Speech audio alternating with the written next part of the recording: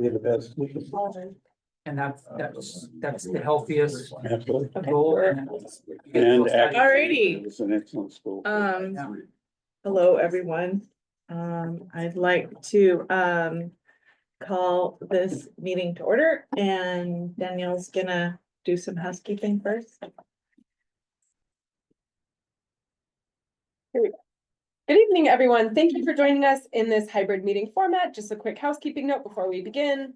For members of the public who are joining the meeting via computer, device, or phone, please be advised that you have been muted and are in the meeting as an attendee. Commissioners, as a panelist, you can mute or unmute your mic at your discretion, but please mute yourself when you are not speaking to avoid any feedback. If you wish to participate during the public comment portion of the meeting and haven't already done so, please raise your virtual hand now to join the speaker's queue. For those viewing the meeting on a computer or a laptop, click on the blue hand icon. For those listening to the meeting on a phone, press *9. We will lower hands as speakers are called upon. When the public comment begins, we will announce your name and unmute your microphone. You will have 2 minutes to speak, after which your microphone will be muted. For commissioners, please note that attendees cannot use the chat and Q&A, and commissioners, please do not use the chat for any purpose other than technological assistance. Lastly, this meeting is being recorded and will be posted to the Sustainability Commission website. And as always, please feel free to contact the commission or staff if there's testimony you were not able to provide. And with that, I turn the meeting back over to our chair, Devin Mann. Alrighty, so we are going to start with a land acknowledgement from Lily, but I just wanted to point out that Jan is not here tonight, but she's doing April. And is there anyone that would like to do May or June? Get those on the books. Is there anyone who hasn't done one yet that would like to do one? I'm happy to do them, but I've done them, so I don't want to take my spot if someone hasn't done it again. No, everyone's like, nope. All right. Would you like to do it, or you want to do one too? May or June? I'll do May, or unless you want to. All right, great, thank you. Should we get June right now, just like set through the end of the year? Yeah, they have. Oh, you're May, you're June? Okay.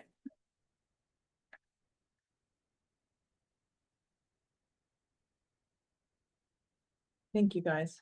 Okay, Lily. Yeah, okay, so for my land acknowledgement, what I chose was a poem we read in English class last year. It's by Elizabeth Woody, who is a poet and educator of Navajo, Wasco, and Yakima descent. She is a winner of the American Book Award, and then also in March 2016, she was the first Native American to be named Poet Laureate of Oregon, and also the 8th Poet Laureate of Oregon. So just for a bit of background, this poem is called She Who Watches, the Names Are a Prayer. She Who Watches is an ancient Native American petroglyph, which is located on a basalt cliff on the north bank of the Columbia River. So around 16 miles downriver from the former site of Celilo Falls.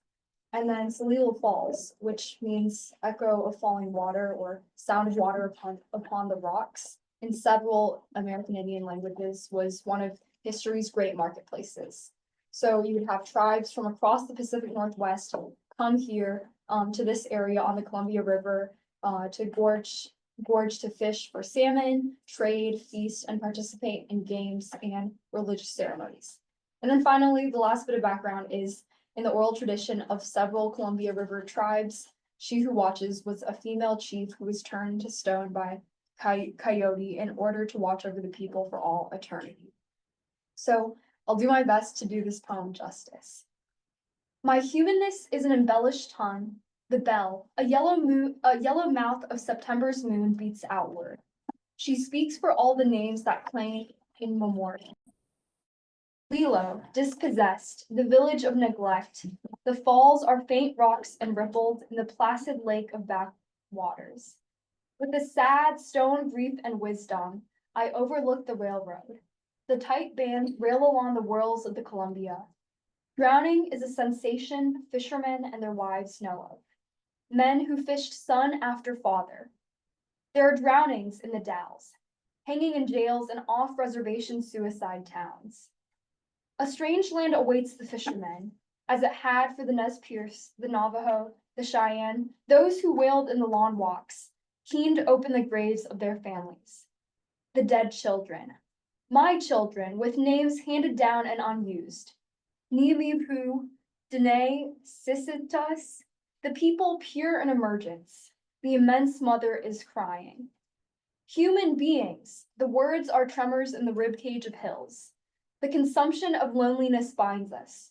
Children lie on the railroad tracks to die from the wail of night and spirits. I watch for the rushing head of chaos, and flat hands grope from the cattle cars, clamor in the swift, fresh air. A sky is clicking through the regular slats.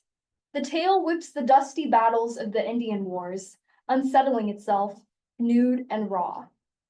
Celilo Falls sank unwillingly in the new trading, and everyone dissolved in the fall. So that's the poem, and if everyone wants to take a second and reflect, during my class, what we did is we analyzed the whole poem. So yeah, something meaningful to me, and I wanted to share.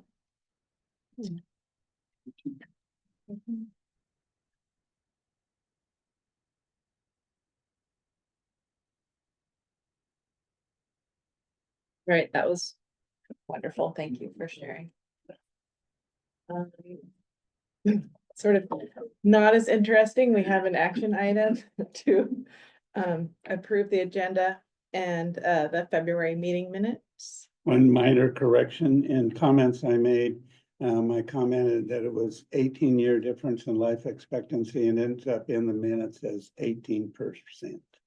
Oh, okay. So minor correction.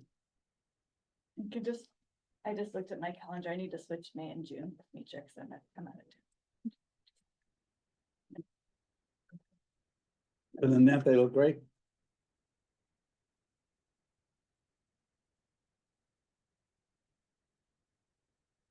All right.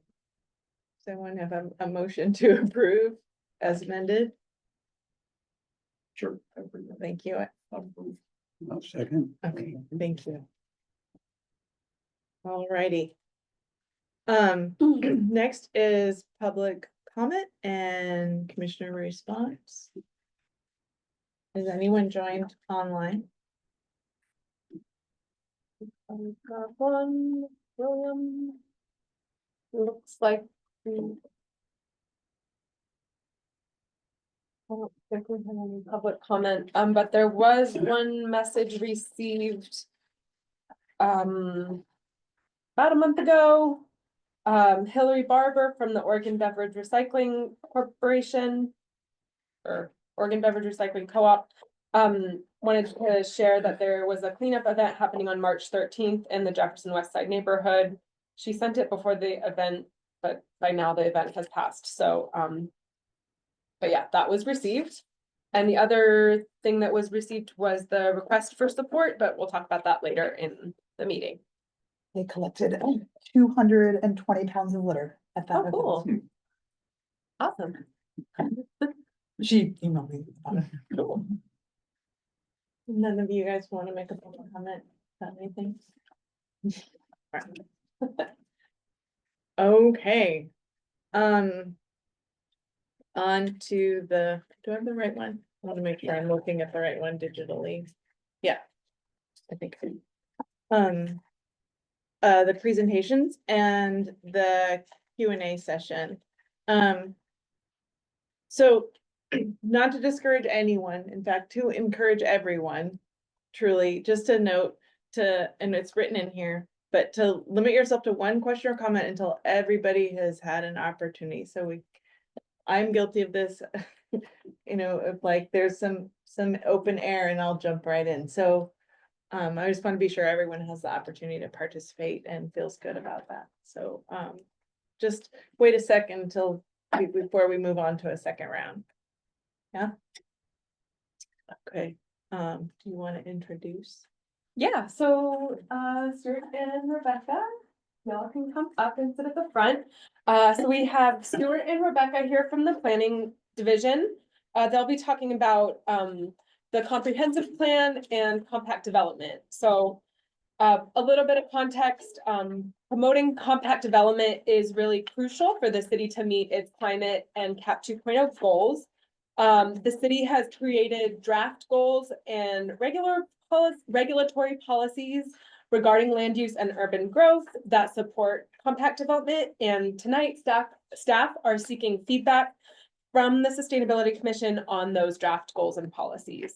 And this is the first presentation. The next presentation will be about MUFTI. So you can save your questions about that for the next presentation.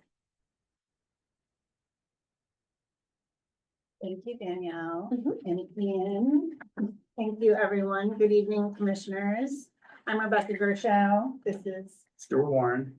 We are with the planning division and we're going to talk to you about compact development and urban design goals and policies tonight. We have included those draft goals and policies in your packet. We have extra copies if anyone would like, we can pass them around and just grab some extras if you're interested. I'm going to go first, and then Stuart is going to talk about the meat of the work. I'm going to provide a brief overview of our urban growth strategies project, of which the comprehensive plan is a piece. And then Stuart's going to provide an overview of the goals and policies. And then we have plenty of time for your.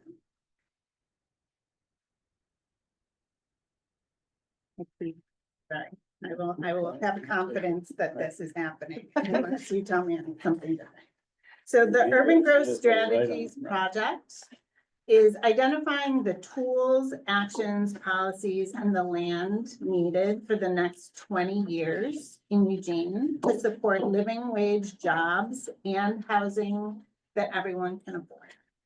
So this work will result in studies of what land is available in Eugene, updates to our comprehensive plans and our new Eugene specific land use designation map, housing and jobs actions related to inside the urban growth boundary, and an evaluation of whether we'll need to expand our UGB to bring in additional land into the city limits eventually.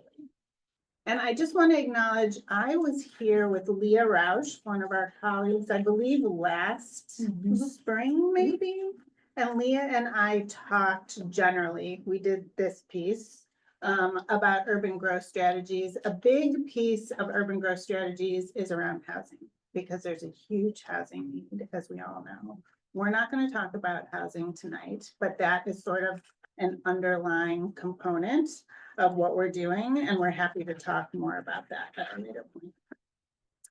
So this, the suite of work for urban growth strategies advances many of the city's priorities, including our comprehensive plan, like I said, in coordinating with the housing implementation pipeline, the park and recreation system plan, the city's strategic plan, and the climate action.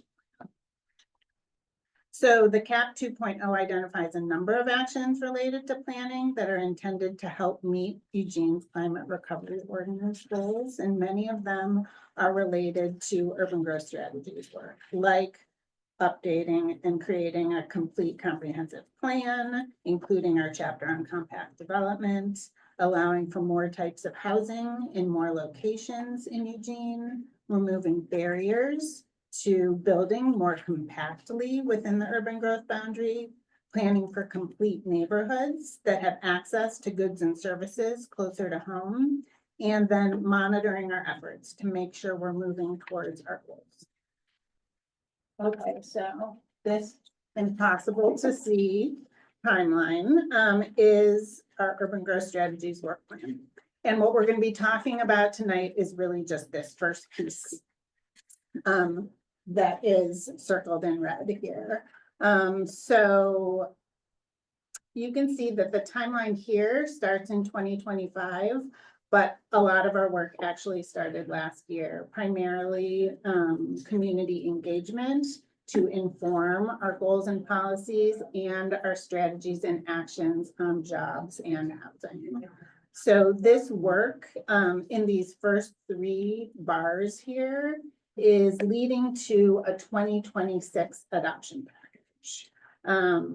It'll be a joint process with the city and the county, so it'll involve city and county planning commissions making recommendations to the city council and the board of commissioners. And we're really just going to focus on this first piece today, but we are happy to discuss any of these components that you have questions on or come back.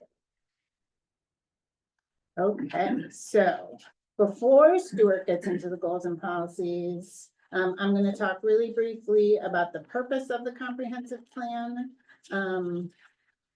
Stuart has made a number of really, really interesting recorded presentations on the comprehensive plan and the chapter's goals and policies.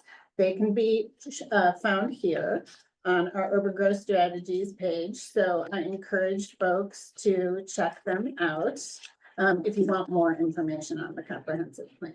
But the very quick version is the comp plan guides the city specifically in its land use planning for the future growth within the UGB. So it's called a comprehensive plan, but it's really limited to those things related to land use plan.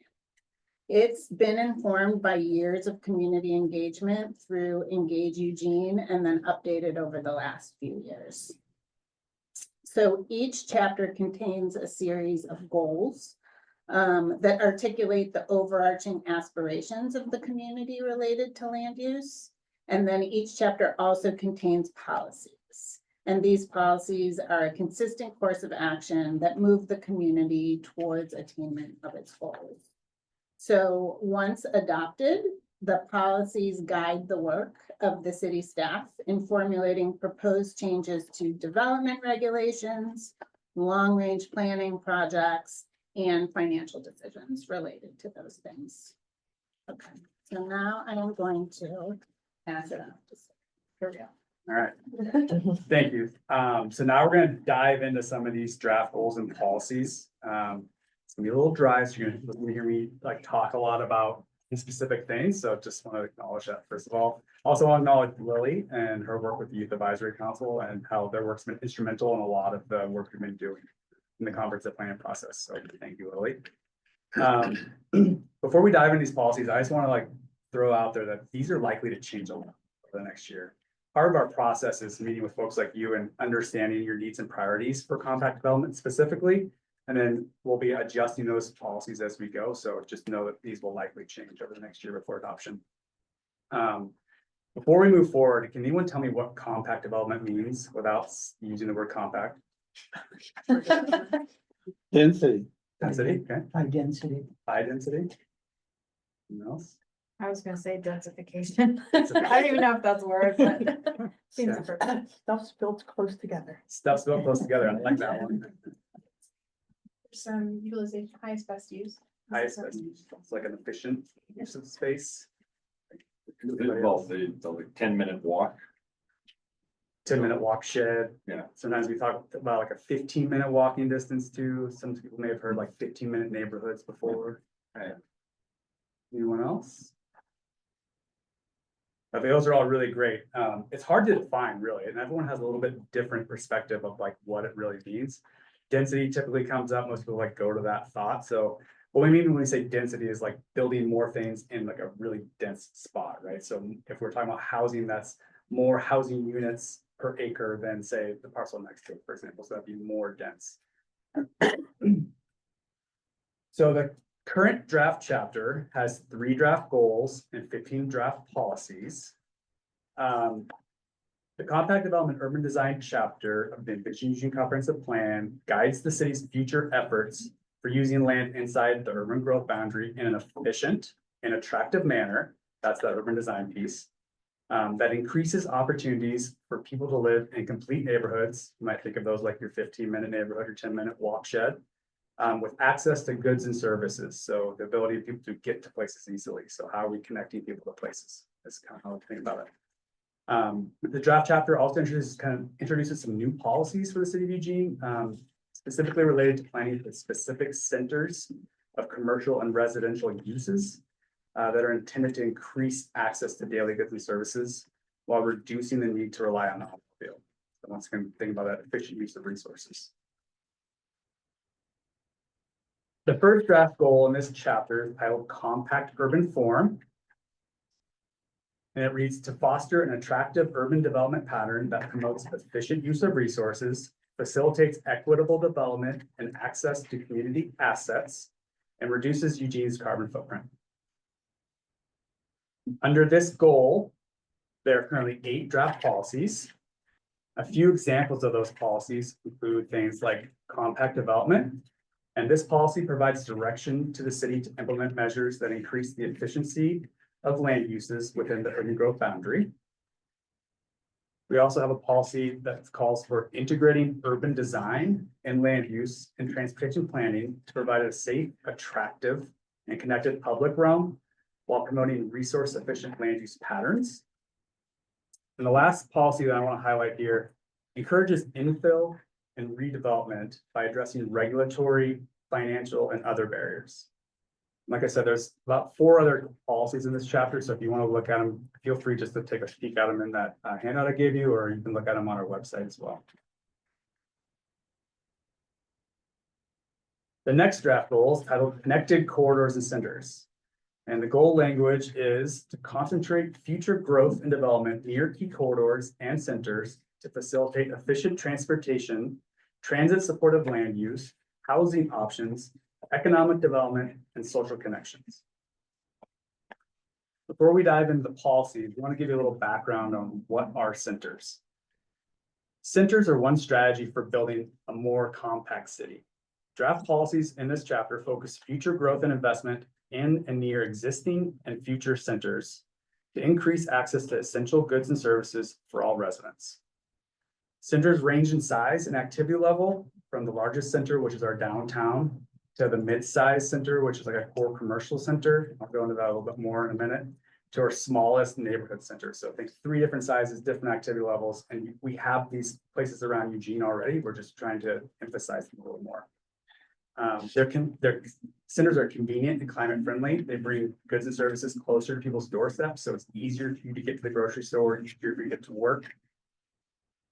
They're connected, often along key transit corridors, and often have high quality infrastructure for people who walk, bike, or ride the bus. And lastly, they are comfortable and safe people. We've been out in the community talking a lot about centers over the last year. And we continually hear that centers are much more than just places of commerce. They're places for people to connect and build social networks and be with community. And so we tried to really build that concept into a lot of these policies and the goals as well. The next thing I want to talk about are key corridors. Eugene's key corridors are shown on by the dashed lines on this map, which is kind of hard to see in this room. Sorry about that, but it is on your, it is at the last page of your packet for that handout I gave you. These key corridors include portions of West 11th, Highway 99, River Road, 6th and 7th Avenues, Coburg Road, Franklin Boulevard, and South Willamette Street. Eugene's vision calls for focusing future growth and development along or near these transportation corridors. These key corridors really connect people to many of the key destinations they need to go to, like downtown or other core commercial centers. And lastly, key corridors are served by public transit. Many of them already have frequent transit service or would benefit from having frequent transit service in the future. And we expect that these key corridors will grow over time to better serve Eugene as it grows as well.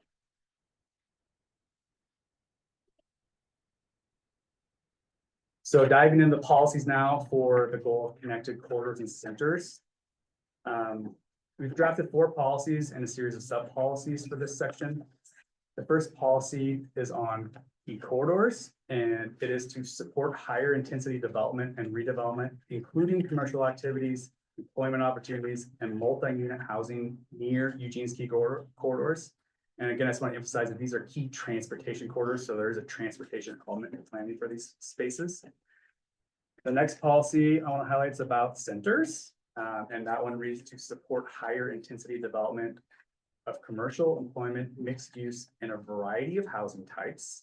in or near centers and at different scales, like I talked about earlier. And this map on the slide here, and once again, that last page of the handout, shows the different corridors around you, or centers around Eugene. The sub-policies built into this centers policy create 3 different types of centers, or emphasize 3 different types of centers. The first one is the downtown center. The next one are core commercial centers. Here's an example of one. And the last one are their smaller neighborhood centers. That's an example of those guys. The last policy in this section that I want to highlight is about planning for different types of public facilities and centers. And those include things such as transportation facilities and other key public serving government services. The last goal in this chapter is titled Complete Neighborhoods. So think about that 15-minute neighborhood once again. And it reads, to increase opportunities for people to live in well-connected, safe, and healthy neighborhoods with diverse housing options and access to food, parks, schools, jobs, and social spaces within an easy walking distance. To help realize this goal, we've drafted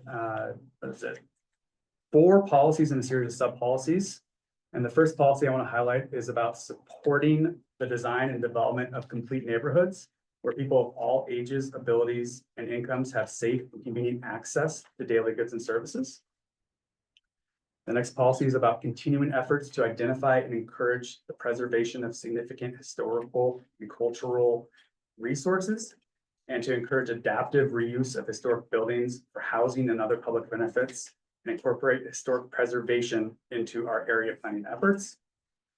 And the last policy that I'm going to talk about tonight is about reviewing and revising the land use code to promote greater flexibility for neighborhood serving commercial facilities in residentially zoned areas.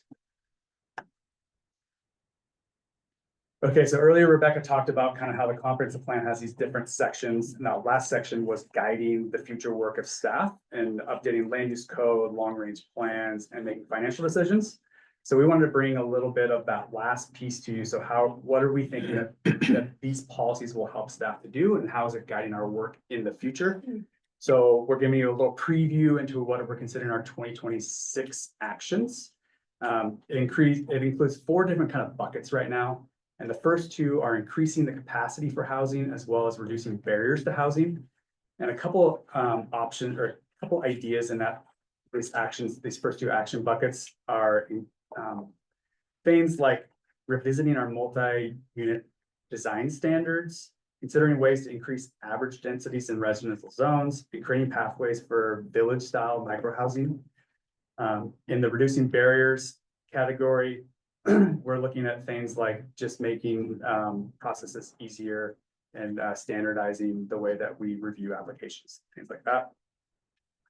Another priority in this bucket is encouraging compact development, so really applicable to this chapter, of course.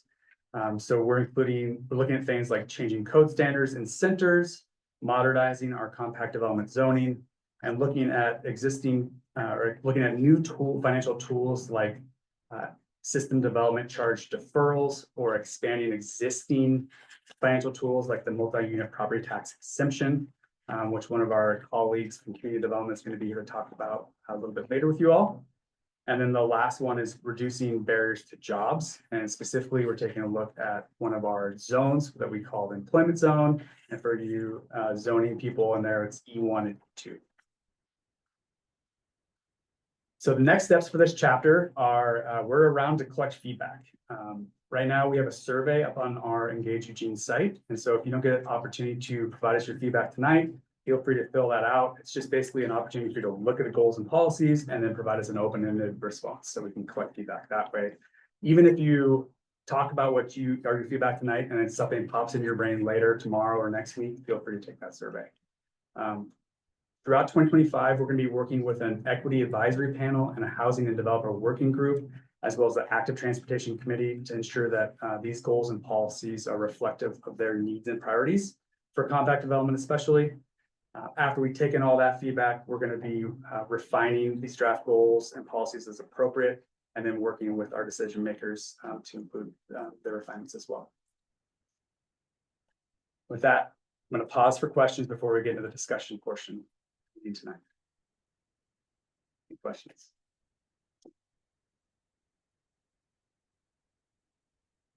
The awkward silence. No. It's almost like it practices 100 times now.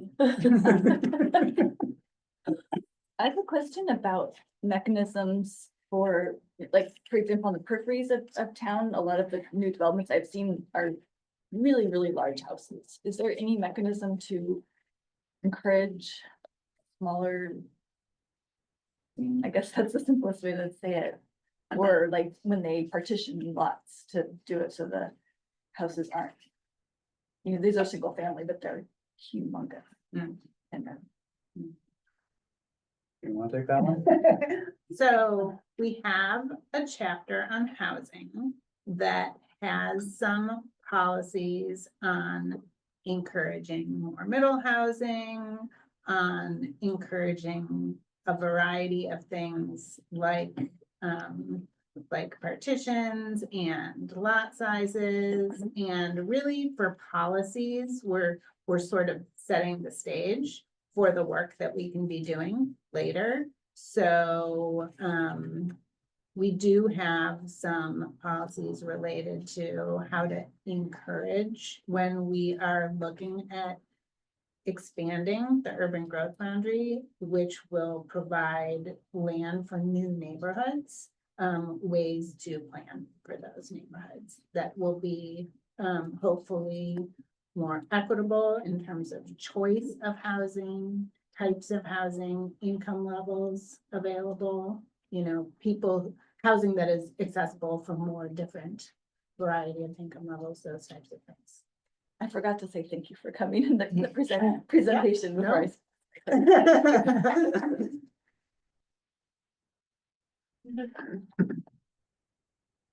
I'll call on myself. Thank you for coming. I don't know how does expanding the urban growth boundary relate to the transportation corridors? As like they are now, it's kind of, as far as public transportation is concerned, that's buses, so their buses don't go as far out as they could already, and if you expand the urban growth boundary, how do you get there? Yeah, And make it fit within this framework? right. That transportation is one of the things that we have to evaluate when we're looking at what land to expand into. So we have to evaluate the ability to service that land with public facilities, including transportation. And we also look at transit as part of that transportation system. But yes, traditionally, so we don't do transit, but we Right. do coordinate with our partners at LTD. And traditionally, the homes come first and the people come first before the buses get there. So it's a very iterative process. But that is part of what we need to plan for, is the road right of way and the transportation access. That relates directly, I think, to Laura's comment as far as who's going to be able to afford to live far out and where they're going to work and how much time you spend getting to work, how you get to work. I mean, if there's no public transportation, then you have to own a car. So, I mean, not necessarily, but if you're far out, I mean, depending on how far out you are, if to get your kid to school and to get all those things, I mean, Yeah. it's likely that you would need a vehicle. And we have to look at school service as well, parks.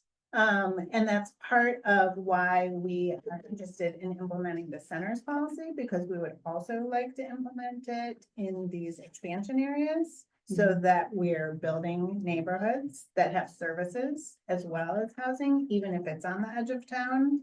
So, yeah, that's exactly.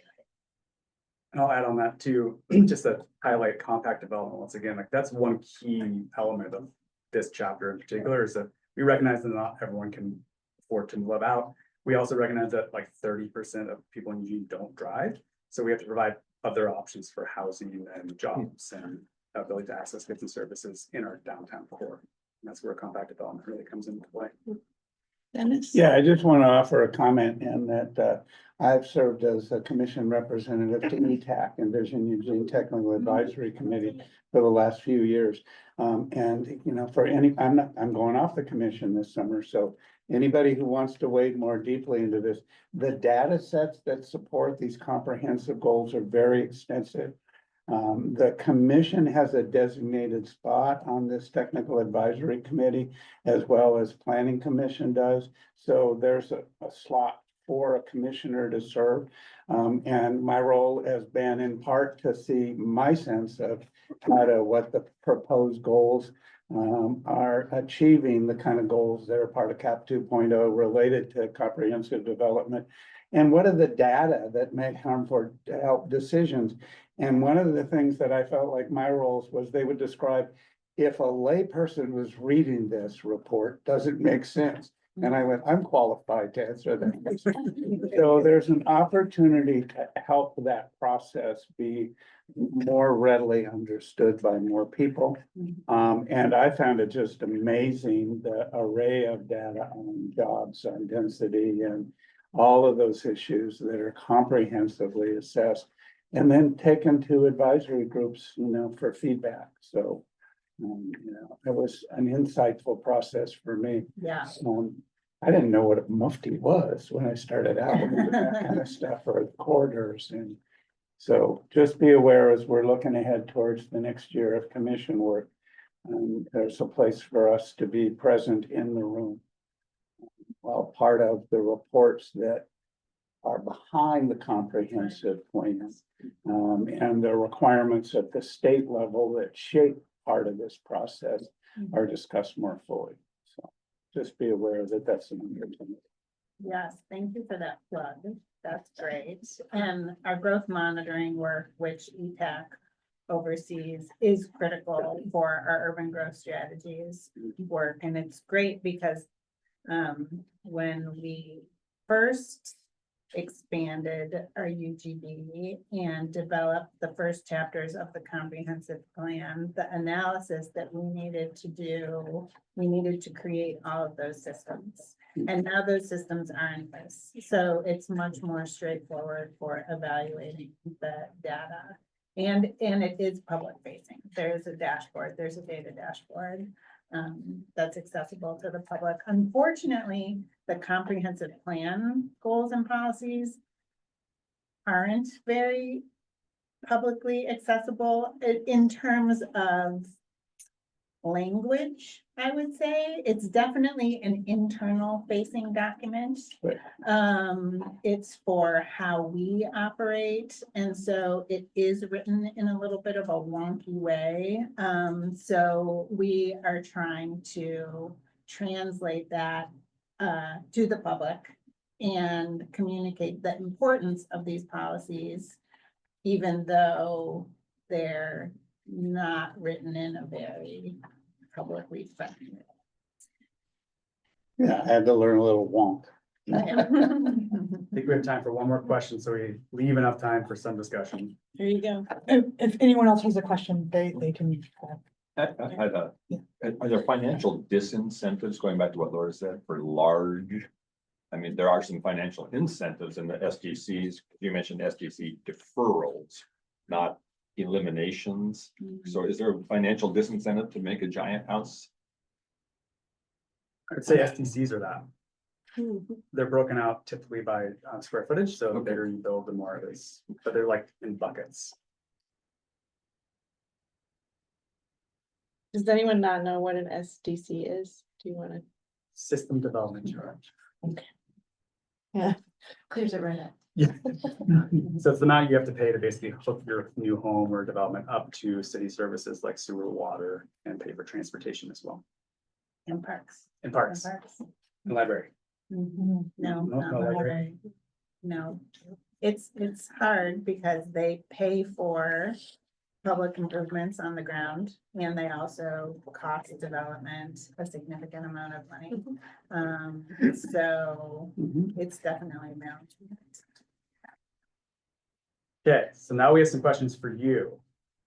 We want to know what you think about our work here. Are these the right goals for compact development and urban design? do the draft policies move us towards those goals? Is there anything you felt was missing that just stood out to you? Or is there something that you would like us to change?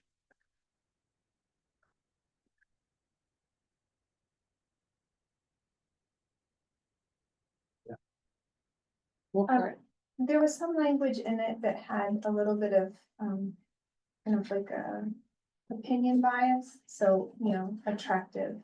And I think in a comprehensive plan, which really is kind of a legal document, that's a tricky area because what's attractive to me may not be attractive to you. Yeah. And I think about it especially as we think through buildable lands, industrial lands and inventories. In employment areas especially, sometimes attractive feels different than in a residential setting. So that was a caution I had in reading the goals. And I think a lot of that was more in the like compact urban form areas, which is very place-based, feels.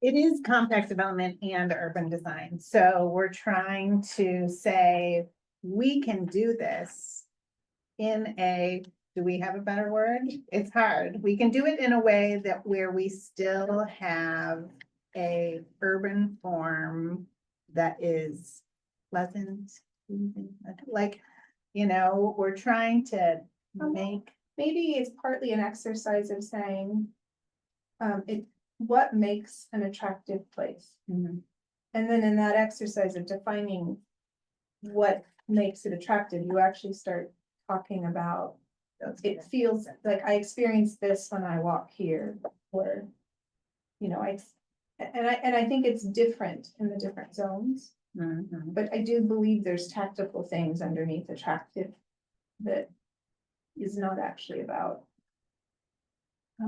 the leaves are extra broad or the paint is that color or. Thank you. Chris, I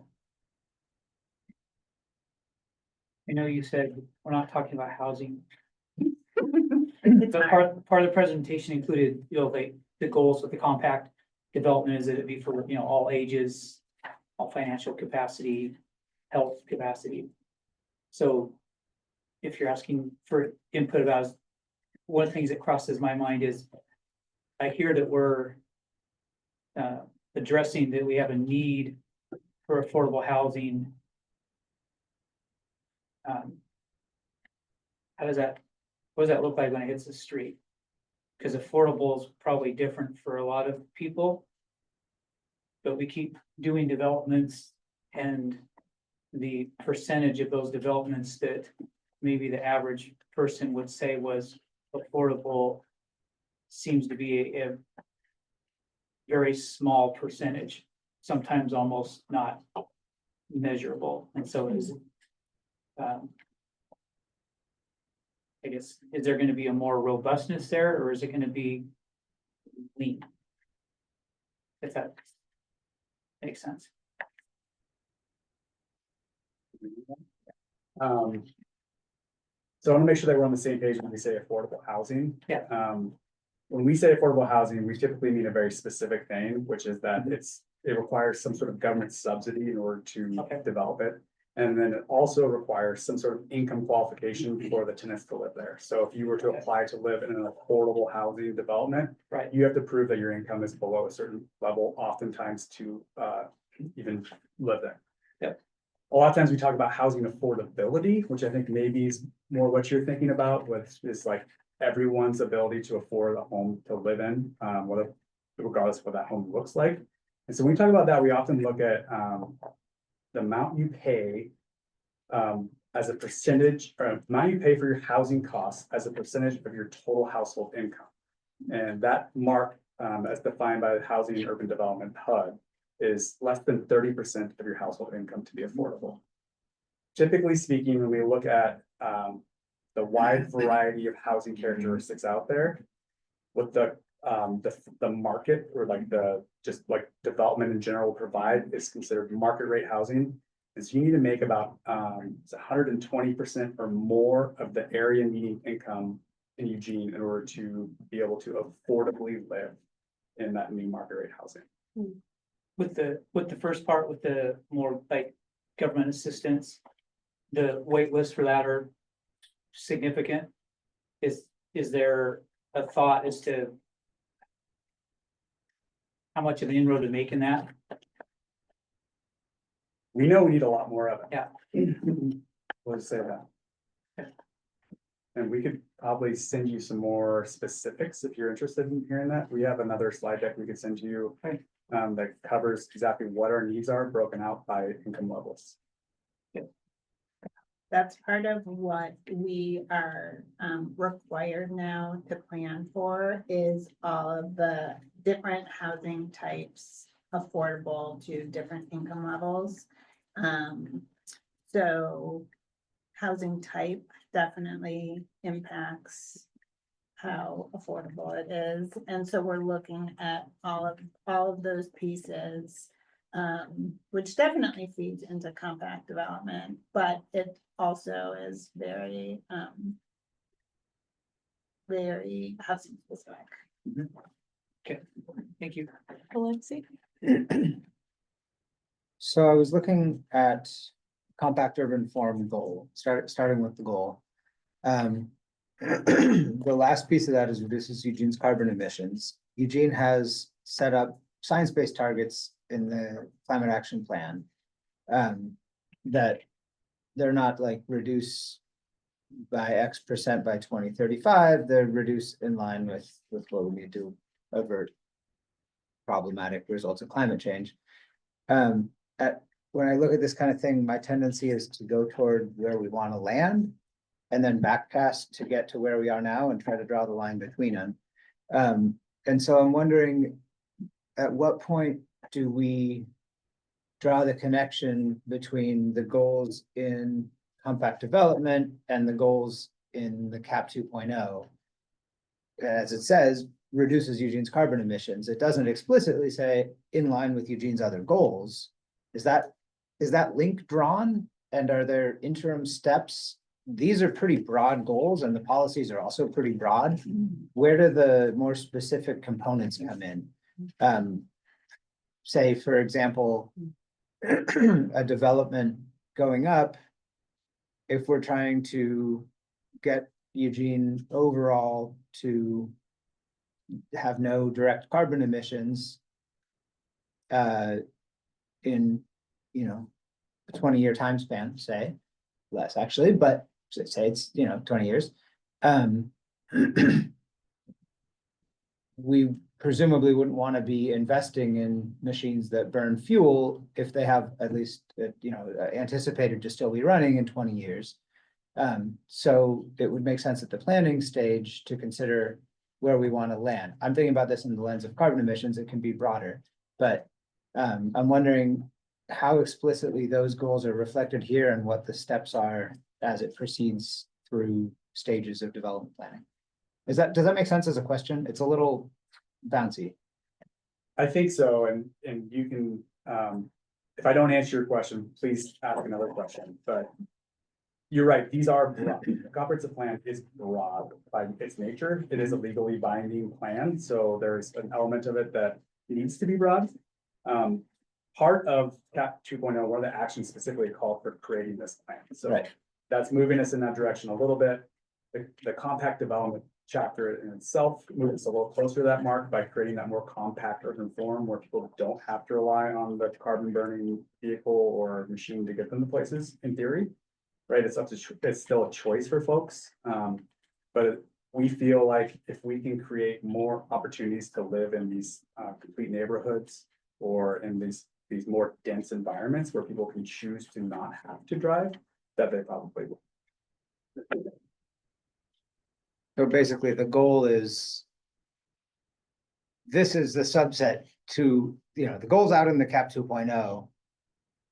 CAP 2.0 calls for this to be quite broad as a mechanism of achieving that goal. One of the many mechanisms. So there's no need to refer back up to it in this document? So because it's a legal document, a legal land use document, we aren't referring to other plans in our Got it. plan policies, because that would make them land use plans, and cap 2.0 isn't a land Isn't use that? plan. So it's another little wonky thing. But, Makes but sense. these are just the goals and policies in the whole context of the comprehensive plan. There will be an introduction, and we will provide that context, including the cap 2.0 and, where these goals and policies came from and the intention, sort of the softer things. So I see some of those connections being described there to help people like draw the connections. And I think the relationship is slightly different, Lexi. I think this is vested under the cap in terms of, because of its legally binding nature. The cap encompasses the work that's being done in here, the transportation plan or housing mitigation plan. So I think it's that the cap is built upon the foundation of these other plans that the city has in place. I think it's the inverse of kind of relationship. That makes sense. So I think that makes sense. Nietzsche. As we talk about densification of housing, and I know we're not supposed to be talking about housing, but Pretty hard to do. I'm sure things like electrification and like having access to electric car charging and a lot of these things are taken into consideration, insulation.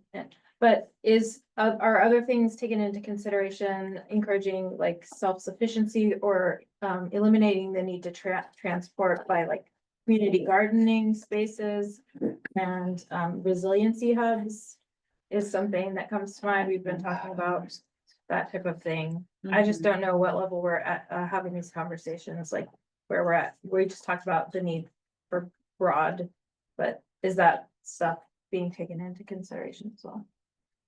Yes, Okay. and we'll be back with you all next month to talk about our community health chapter, which has a lot of those more kind of broad land use related community health concerns, like electrification or EV charging stations, for example, is in there.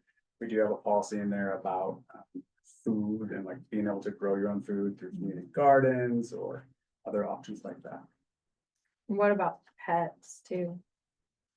Like, Oh, like urban animal keeping. yeah, It may be referenced in a policy. I have to look. I'm just thinking Yeah. in terms of densification of like what Mm-hmm. healthy lives look like. Mm-hmm. Is there a place, yeah, do you have to Right. drive to a dog park to walk your dog? Or can you just walk outside and have something? Right. Yeah. And also you mentioned resiliency hubs, and one of what we failed to mention is the suite of chapters that we're working on right now besides this one. We keep referencing housing. But one of the ones we're not working on yet is our resilience chapter.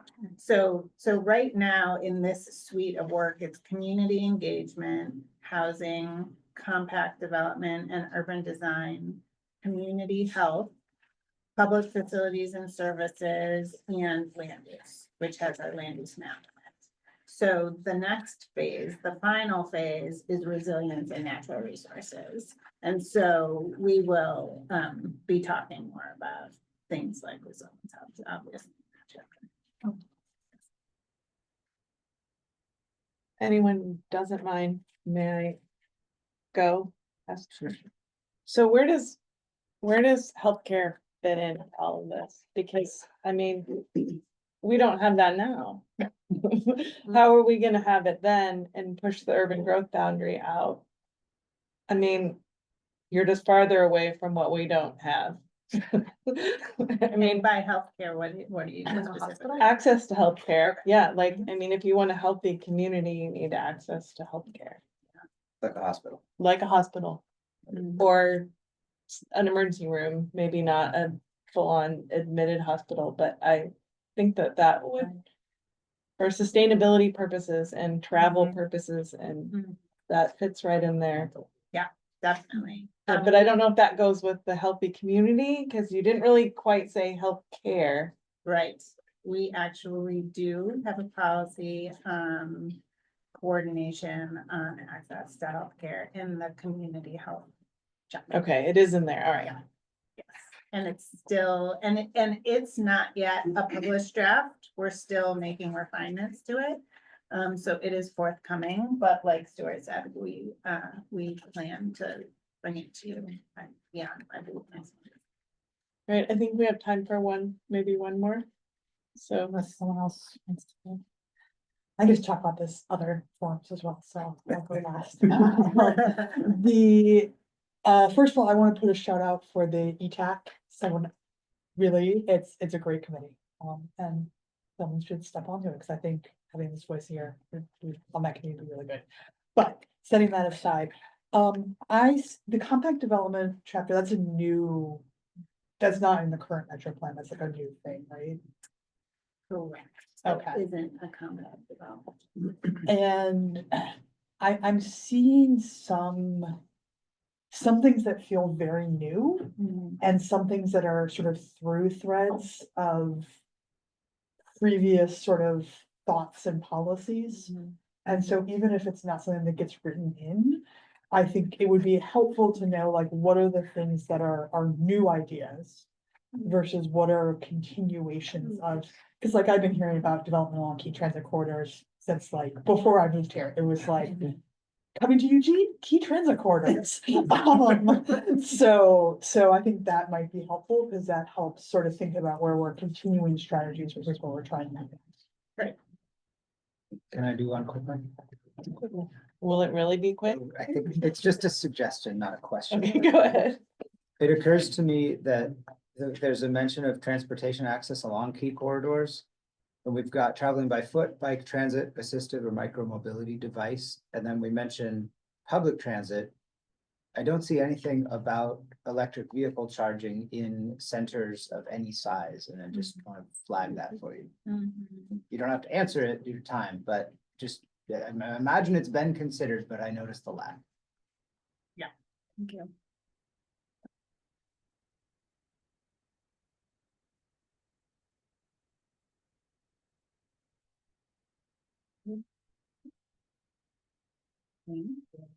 Great. thank Yeah, you all. we appreciate your feedback. And like Stuart said, we have a feedback tool online on our urban growth strategies. Here it is, on our urban growth strategies Engage Eugene page. So if you wake up in the middle of the night and you think of something, don't do it then, but you can do it in the morning. We would appreciate any additional.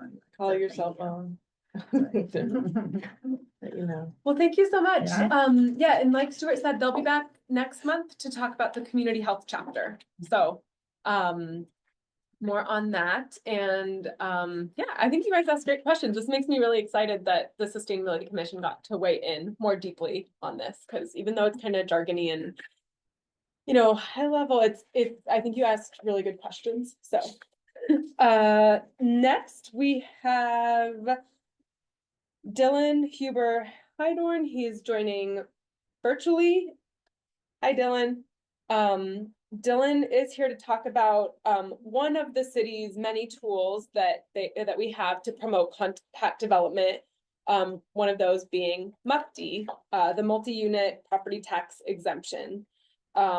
So this is meant to be an introduction to the topic of MUPD and related programs based on some earlier conversations that the commission has had earlier this fiscal year. Currently, MUPD is not being changed or reviewed by the city council, but when it is, staff may, return to gather deeper feedback and engage further. So, Can you change the view Dylan, so I'll it's turn the it big one? over to you. Yeah, thanks, Danielle. I'll share my slides here.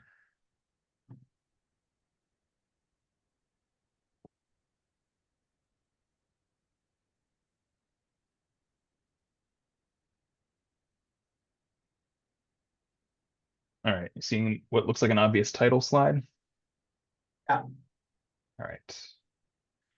Let me shuffle my Zoom windows out of my way here.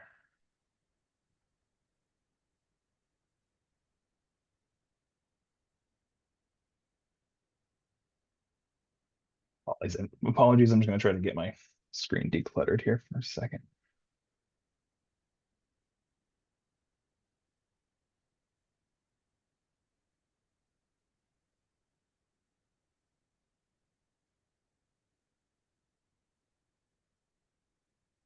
All right, that'll have to do. And I'm not gonna have a great view. Take that back. I will be able to see the room. So if there's anything to jump in, go right ahead. Good evening. My name's Dylan Huber-Hydorn. I'm a development analyst and the MUFTI program manager for the city's community development division. I wish I could have heard the entire presentation from planning about the compact development goals. I had to hop over from a different meeting, but I'm here to give an overview of one of the compact development incentives that we currently have in place. That's the multi-unit property tax exemption, MUPT. MUPT grants qualifying projects up to a 10-year exemption on property tax for new residential development. And that applies to new value added to the property, which so not including taxes on the land itself or on pre-existing buildings. Mixed-use developments can also request to apply the exemption to commercial areas in some cases. Development downtown is particularly expensive for a variety of reasons. And the program is meant to tip the scales so housing gets built that otherwise would not have been financially feasible. I see MUPT as sort of a counterbalance to the financial and legal incentives that have historically tipped things in favor of urban sprawl. And because it doesn't take the form, or because it rather does take the form of a tax exemption, it's an incentive that doesn't cost the city anything out of pocket. Obviously, there's an opportunity cost in giving up future tax revenue, but if the program is working as intended, then those are projects that wouldn't have been built otherwise, in which case there wouldn't have been any new tax revenue anyway. MUPT is enabled by a particular state statute. Basically, the city is granted the authority to offer this kind of tax incentive by an ORS that has been used by other cities in Oregon to launch similar programs. And it's the same statute that enables the city to offer the LRPD program, which is a broader tax exemption for low-income rental housing projects. By state law, programs like MUPT must focus on transit usage and core areas. The goal stated in ORS is, I quote, to stimulate the construction of transit-supportive multiple unit housing in core areas of Oregon's urban centers to improve balance between the residential and commercial nature of those areas and to ensure full-time use of the areas as places where residents of the community have an opportunity to live as well as to work. So Eugene's MUPT program implements that directive and offers the incentive in the boundary shown here. It includes where we are now in the atrium and the park blocks nearby, sort of this traditional core of downtown. The boundary extends over towards City Hall and the riverfront. It has a bit of the northwest end of the UO area where the Ferry Street Manor project got a MUPT a few years ago. But it's important to point out that student housing is not eligible for MUPT in its current form. Overall, this targets a big chunk of the least car dependent areas of the community, and that's how the state statute sort of directs us to create the program. The program has been around in various forms since 1978. Since then, has facilitated a little over 1,600 units in this area and the larger area that was in place in the past. In 2015, the program got a major overhaul. It sort of rewrote all of the program rules and reset the boundary. So anytime we're talking about MUPT nowadays, it's the current version of the program that's available.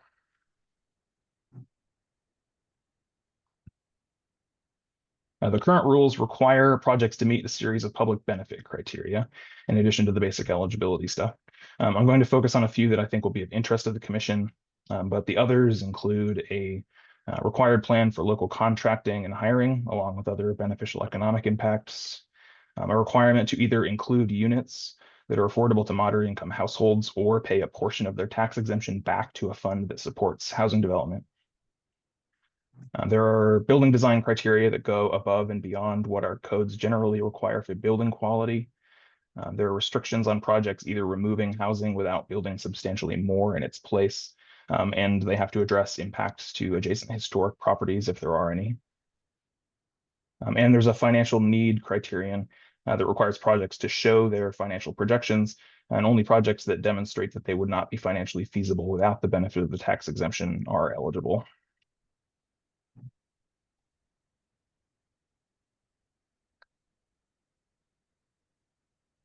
So most directly related to the topic on the agenda, MUPD includes a compact urban development criteria. The goal isn't to force a higher number of units necessarily, but to ensure that the lowest possible density is still relatively dense. Projects in residential zones have to build 75% denser than the minimum allowed by the zoning. Form-based zones like the downtown riverfront special area have to build at least 30 units per acre. Mixed-use zones like the major commercial zone cover a lot of the MUPD boundary around the core of downtown. And there's no additional density required since those zones already work with the underlying economics of downtown to sort of ensure that low density development can't happen or won't happen.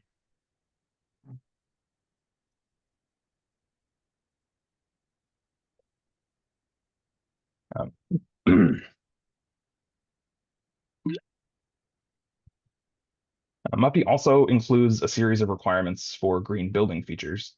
I think the core of these criteria is that a project has to demonstrate that at least 10%, or that it's performing at least 10% better in energy efficiency over the baseline building energy code. In order to show how they'll hit that target, they have to pick a pathway to provide their energy consumption modeling. They can either get a LEED certification, which will summarize the building's energy performance, or they can get a certification from Earth Advantage, either a silver certification or better. Most projects will also qualify for a third pathway. It's called the building permit services pathway. And that entails creating a full engineered energy model for the city to review, but it doesn't require having that certified by a third party. This requirement sort of gains or loses its edge based on how forward-looking the state's energy code is at the time. We've seen projects in recent years showing 20 or 30% energy efficiency improvement or more over those baseline energy codes, which tells us that it's not all that hard to hit this one using modern construction practices. But that can always change if Oregon adopts a more aggressive energy standard statewide. There are a few more elements to the green building requirements. A project has to submit a commissioning report after 18 months, which is a sort of a full detailed report on how the building is using energy and how it's applying everything from how its appliances are working to, I don't pretend to be a technical expert on commissioning reports. We haven't actually gotten one yet. Or that's not true. I'm not an expert on the commissioning reports. They're technical and over my head. But they help us determine in the long run if these projects are performing in line with their initial projections. They agree to provide energy use data, which we get directly from eWeb, which similarly will allow us to do some large scale analysis once we have a good data set built up. And MUPD projects have to install conduit for EV charging stations. In 2015, when this was passed, electric vehicles were still on the horizon in a big way, but they were certainly much rarer than they are now. And obviously, we've had a decade to assess the trajectory of that technology.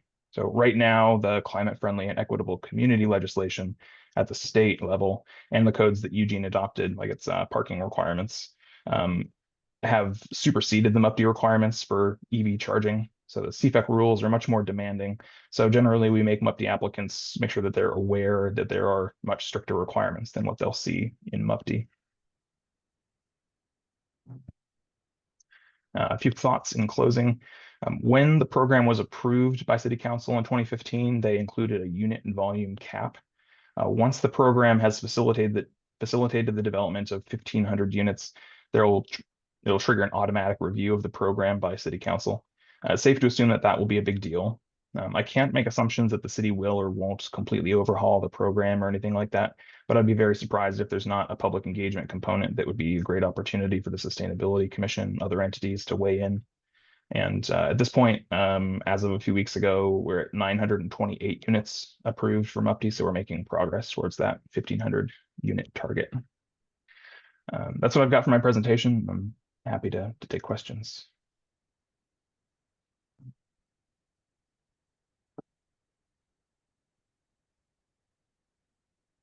Mm-hmm. 10% better, it's not going to get us to our goals. Why only 10%? I think the part of that answer to that, I think, is think back to what the stated goals were and what seemed feasible in 2015 when these requirements were put in place. I think when it comes to the possibility of, where improvements could be made, one of the key things to keep in mind about the whole program is that it's meant to facilitate construction and get projects over a financial performance line. And that anything that's added on these public benefits that sort of eat into the value of the tax exemption, so to speak, run at least some risk of making that project that would come together not pencil out. I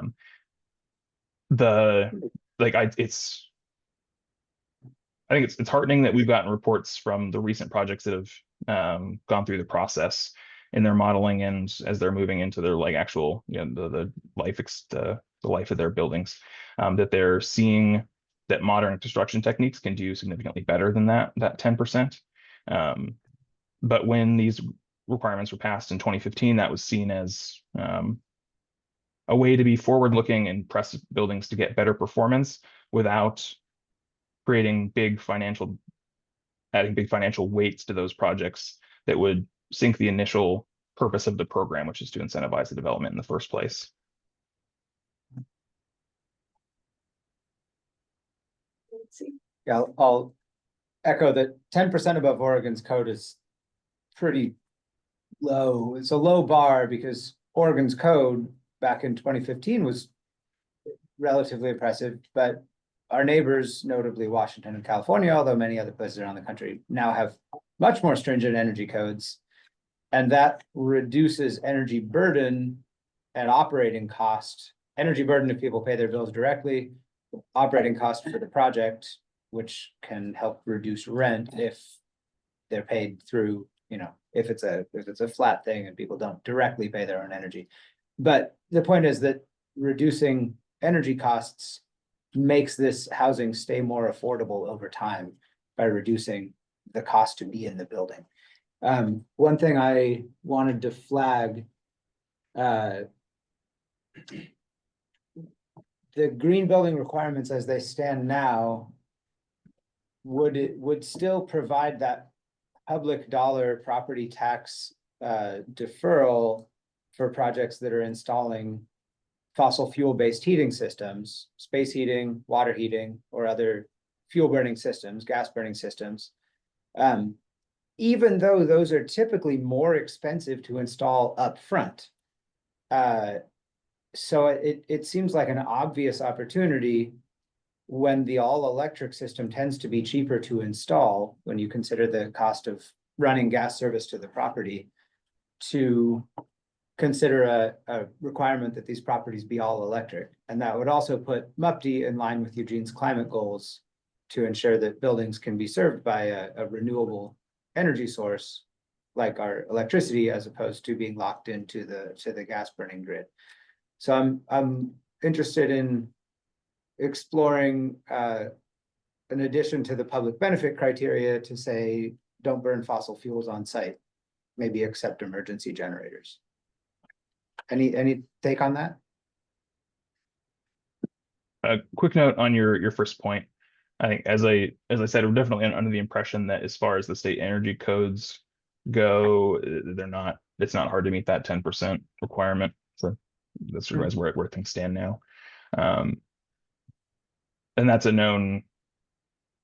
it's well known that the projects have more trouble providing, their engineering to show that number than it is to actually meet it. It's like it's borderline busy work to have that engineered and shown when modern construction is doing so much better than baseline energy codes. As far as the fossil fuels question, I think projects have to engage with MUPD relatively early in their design processes, earlier than they would be, putting together their final drawings for their building permits or anything like that.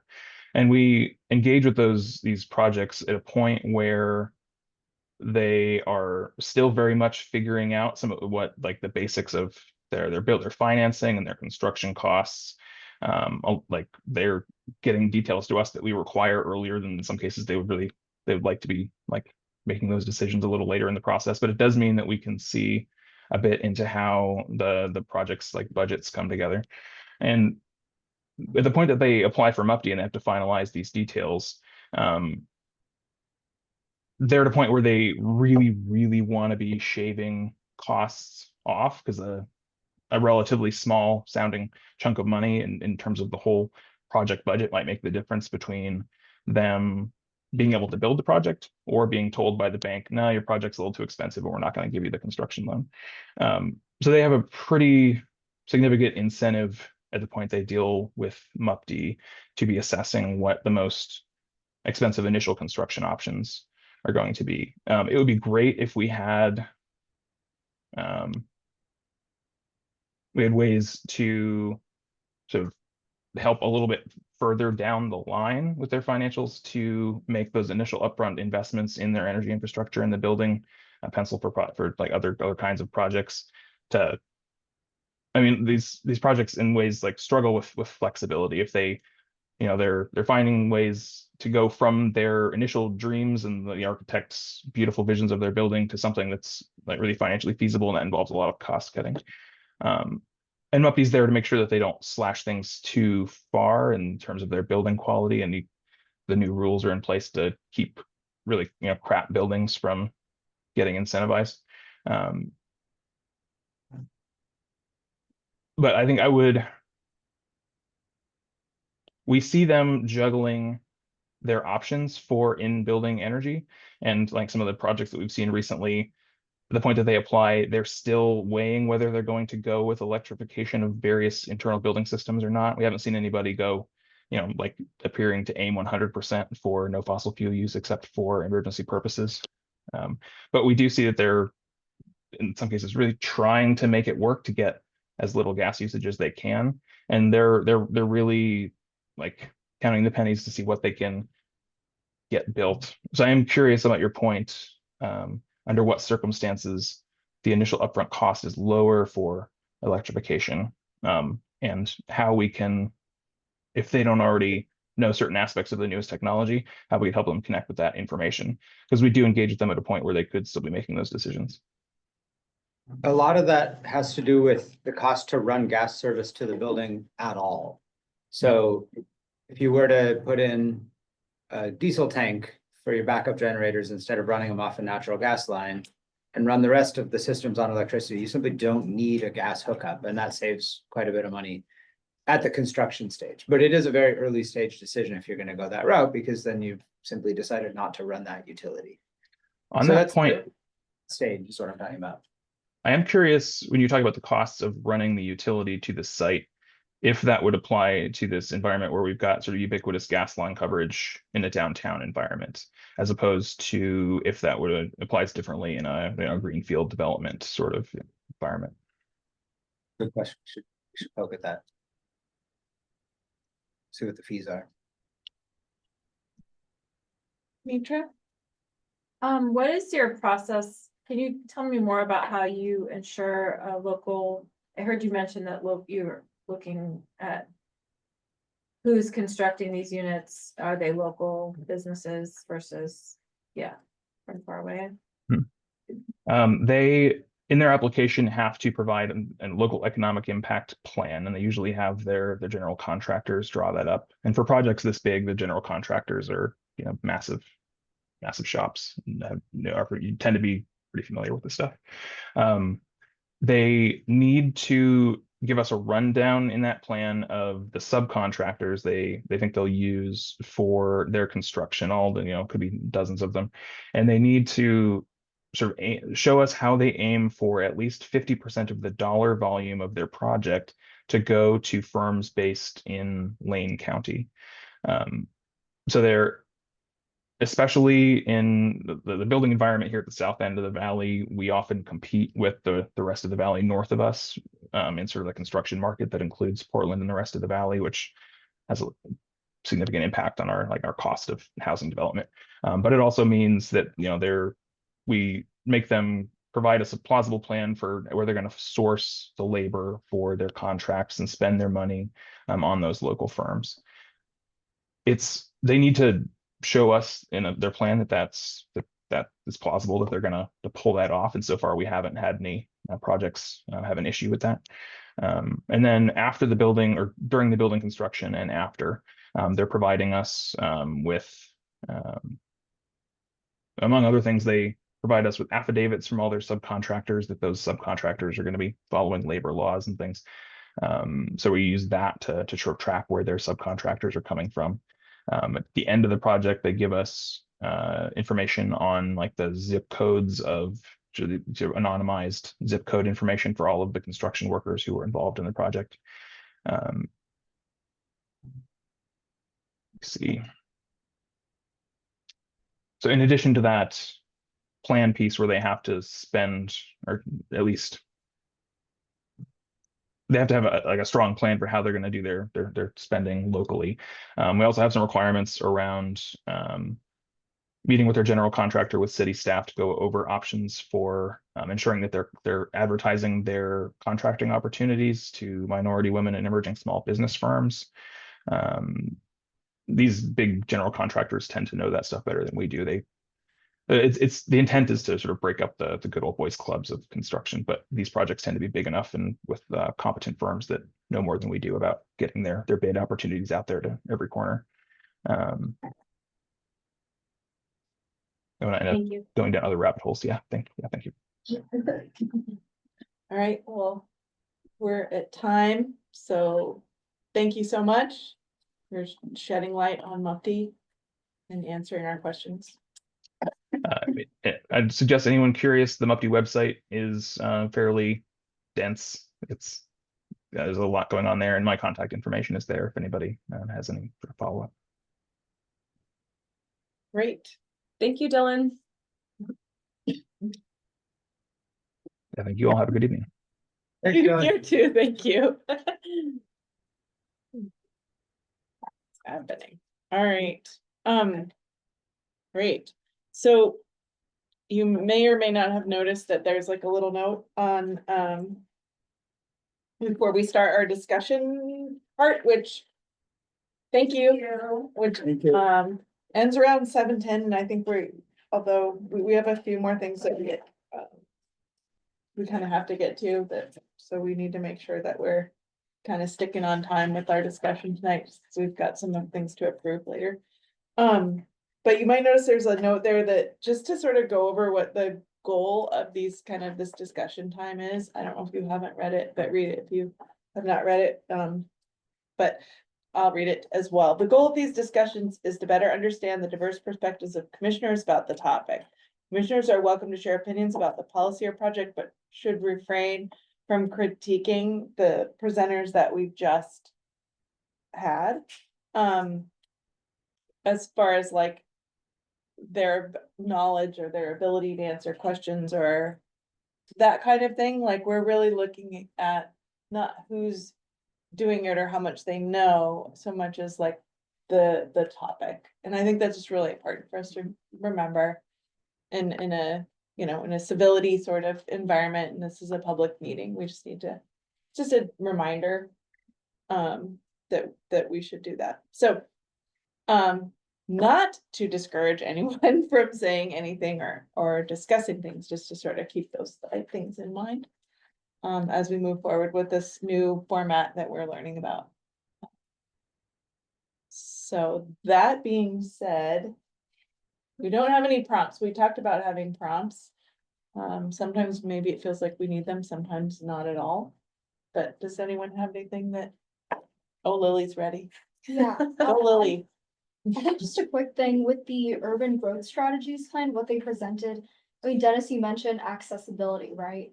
And like as a high school student and who the urban growth strategies granted has met with our mayor's supervisory council, but I felt that it was very accessible to me, and then when they explained some of the verbiage that they used, I don't know, I thought it was pretty straightforward. Great. Pardon me. I don't want to skip around to Mufti if there's other urban growth strategy discussions. It can be both. We can, We can skip around, right? We're all smart people. Tommy. I appreciated the MUFTI discussion and, the program. I think I like that what MUFTI presents is an element of looking at an issue from all of the legs of the stool, because MUFTI is about prioritizing,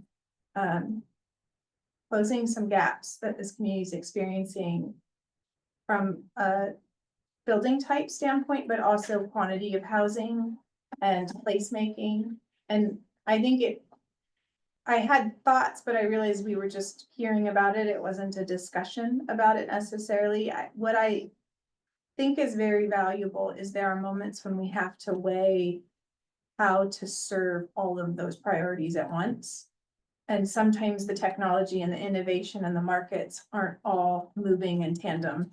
And so MUFTI isn't for all projects in all places, and it shouldn't be.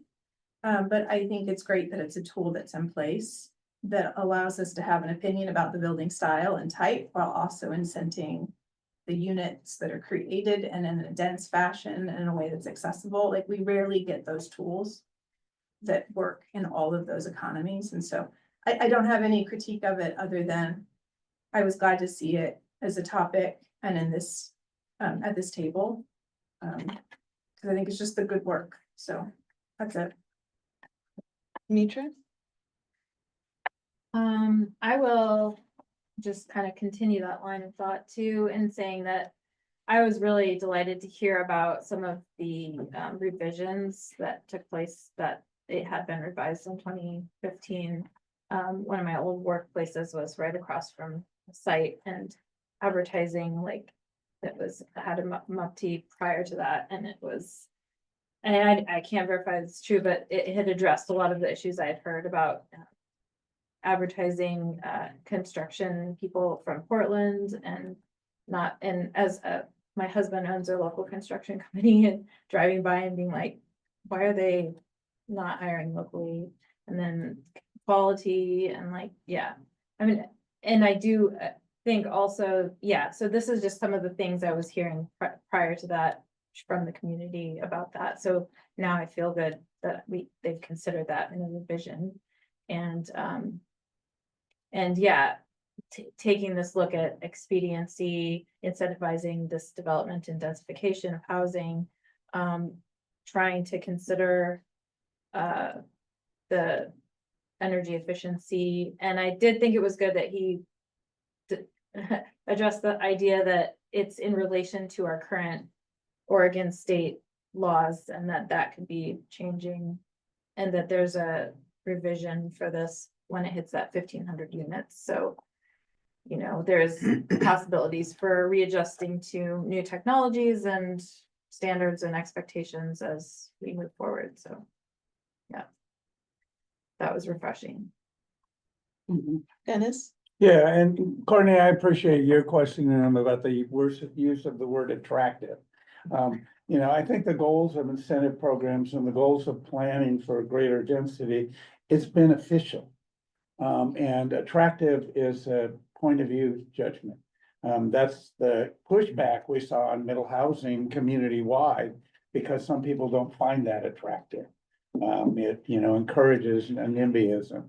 I was proud to write a yes in my backyard letter on a development in my neighborhood. But that's because I have a broader sense of what's beneficial. And, you know, a community kind of piece. And Lexi, you bring up good points that maybe can be woven into the process, because he hinted at a review of the 215 standards is probably, you know, moving relatively soon, and it may be an opportunity for the commission to get involved a little earlier in that process. So that there's incentives that are around decarbonization that are more than, you know, just 10% better than code. And so I think there's opportunities to improve programs.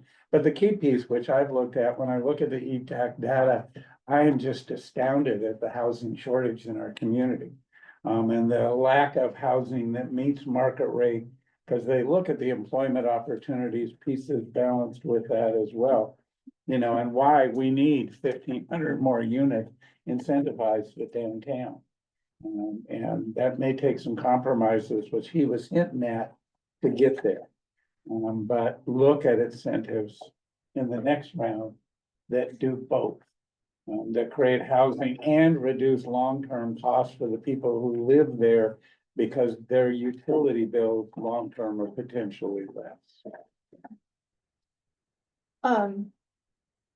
So I just wanted to point out to like, so what, we don't have to like decide anything right now and we can't, but if something is coming down the pipe, like obviously that would be good for us to get involved on that at that level for sure, in maybe a way that we haven't been before. Yeah. As a commission, as far as if in fact there will be MUPD revisions or will it fall on state regulations? I haven't heard anything about. My guess is that MUPD will probably not be looked at again, until we hit that threshold. Correct. And based on that, we got 2/3 of the way there in 10 years. I'm guessing it's several years down the line before we're gonna get to a discussion of MUPD. I just think like to have that be in sort of whoever's around the collective consciousness of the commission to like try to jump in early on that would be smart, cause what I was going to say in addition to that was just like how, so what do we do as the sustainability commission in this moment, in this discussion? Like how do we, like, what can we do? Or how can we think about MUPD? I know we're talking about electrification specifically. Is there any other part that the commission feels like it would be important to think about or discuss that has to do with MUPD or just as far as our role?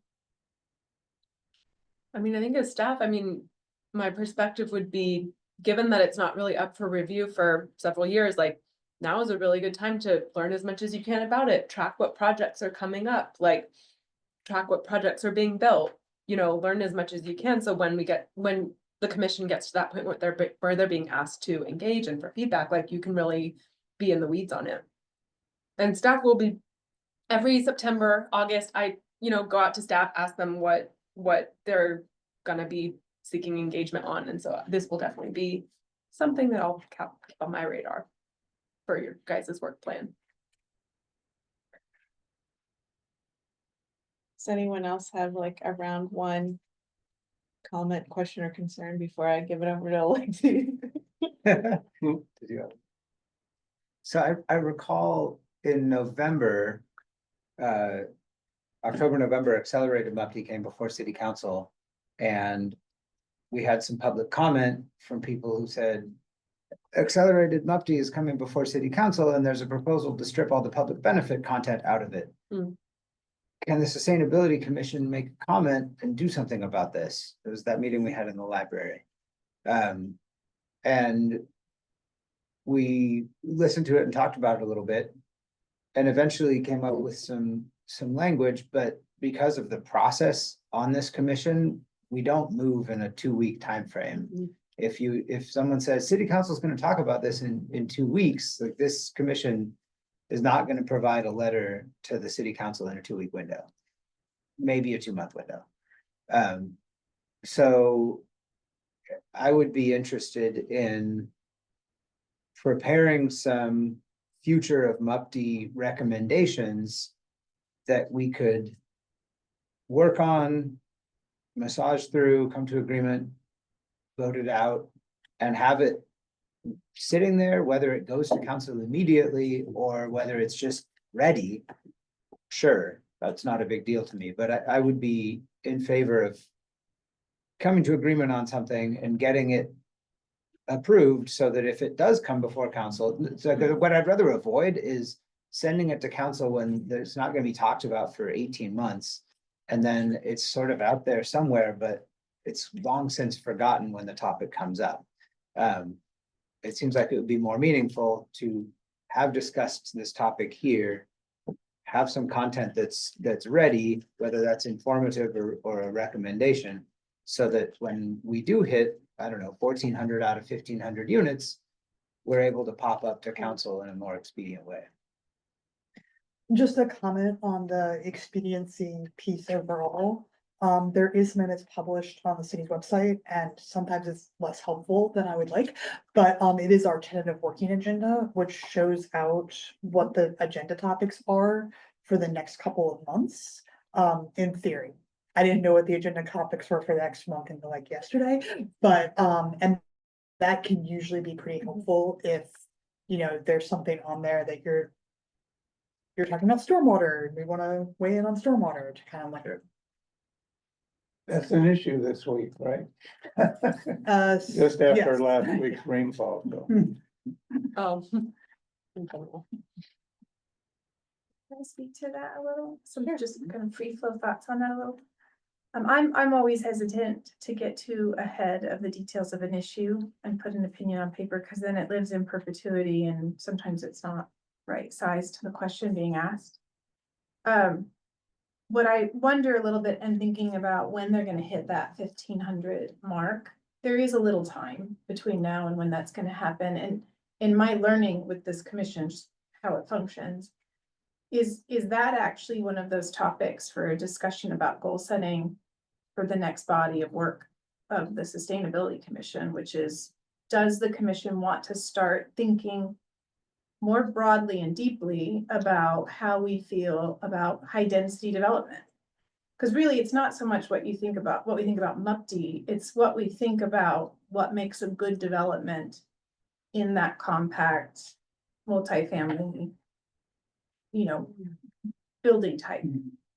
And so is it really that it is okay to have a deep dive on that development model and the inputs of it and the pressures on it, to start thinking about how the Sustainability Commission engages in the model? Are you asking if we Subcommittee? should put it in next year's work plan? Well, I'm trying to ask if what you were asking we should do Yeah. is actually more of a work plan thing, I see. or is it a do it now thing because it's already on a work plan, or it's different from both of those? I don't think this is in any work plan right now, right? This isn't in the work plan. No, so it would, just by design, it would have to be in a future work plan. But it isn't a bad idea at all, I find that really interesting, And this got added, they clarify this, but this got added because this became an issue in fall. Although I will say that the benefits criteria would never go away. That was because of public comments, they would never go away. We're not gonna do that. And Right. So there's a lot of movements about something that didn't actually have a policy outcome that was gonna be realistic. And so I think what we did is, because we were gonna be having this compact development conversation, was to say, well, this is a tool in the toolkit to accomplish this goal. Let's bring staff in to help raise understanding of what this policy is, with an opportunity to revisit it as we approach this 1,500 number, whenever that's going to be.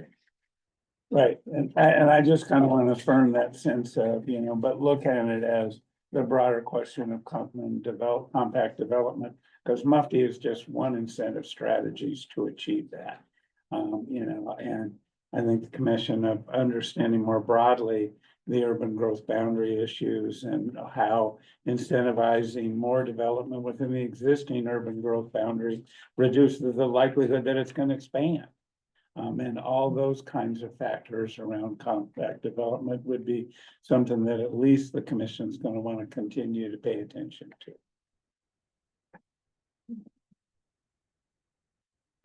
Yeah. Maybe not. Yeah. Alrighty, I think with that, we're gonna move on to the next thing on our agenda, which is to review and review, not reprove, and approve letter to council on the urban forestry letter. Did you all have a chance to read that? I hope. In your packet.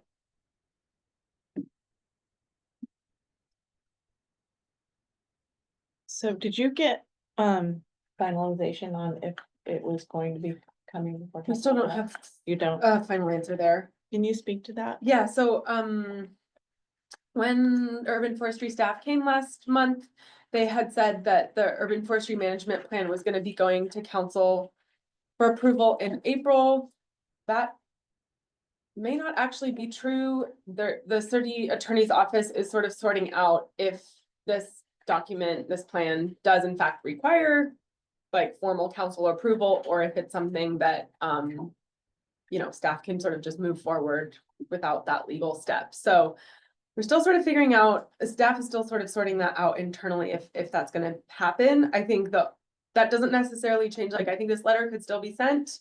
I think it would, you know, that's up to you guys, and it might just need to have that caveat that that one little phrase might be changed once a final decision is made. Do you wanna pull up the letter on the screen? How does this group do feedback on like edits? And like, do you edit by committee? Which seems terrible. Well, this particular letter came up sort of after, in response to a presentation in real time, right? Yeah, the So, last one. so what happened was,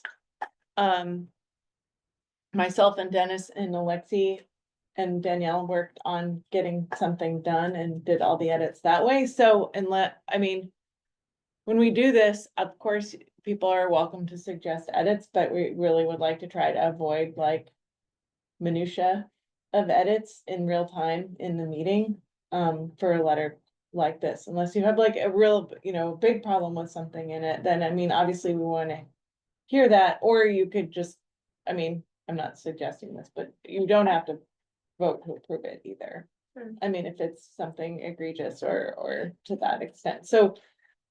Yeah, so generally, what would you like? So for me, the kind of friendly edit that I would recommend is in the recommendations section. I read the letter and felt like the letter was about the public space and the urban forestry plan until it suddenly was not. And then it was about private land and private landscape.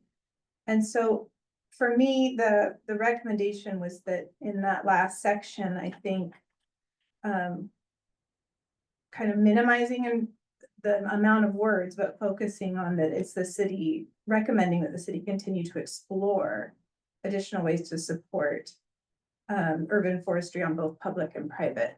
And just cautioning that we spent quite a bit of, it spends quite a bit of time focusing on you should create an urban forestry plan on private. So that was my perspective. I know it's just a single perspective, but thought I'd flag that. And I can speak to the Dennis? intent, you know, in terms of a little bit of comment on the draft when it was being developed. Was, you know, voice support for the plan as shared from city staff. And in addition, inviting the council to consider options on private land. And I think that the current language was intentionally around consider. Recognizing that the bulk of the urban, you know, the bulk of the land in the urban forest isn't directly impacted by what the city does or doesn't do on public land. And, you know, consideration seemed like, you know, to me, pretty soft language, but the language that we reasonably as an advisory body can offer. So I don't know how we could get both that point of hoping things get better about private land. I mean, one of the issues that came up in discussion was heritage trees. And if a heritage tree is on your property, it might as well not be a heritage tree for most purposes because it's coming down. No, not necessarily on mine. Right, not on mine. I mean, I've got a big tree on mine, but on private property. And one of the engineers suggested I take that tree out, would have been his first choice.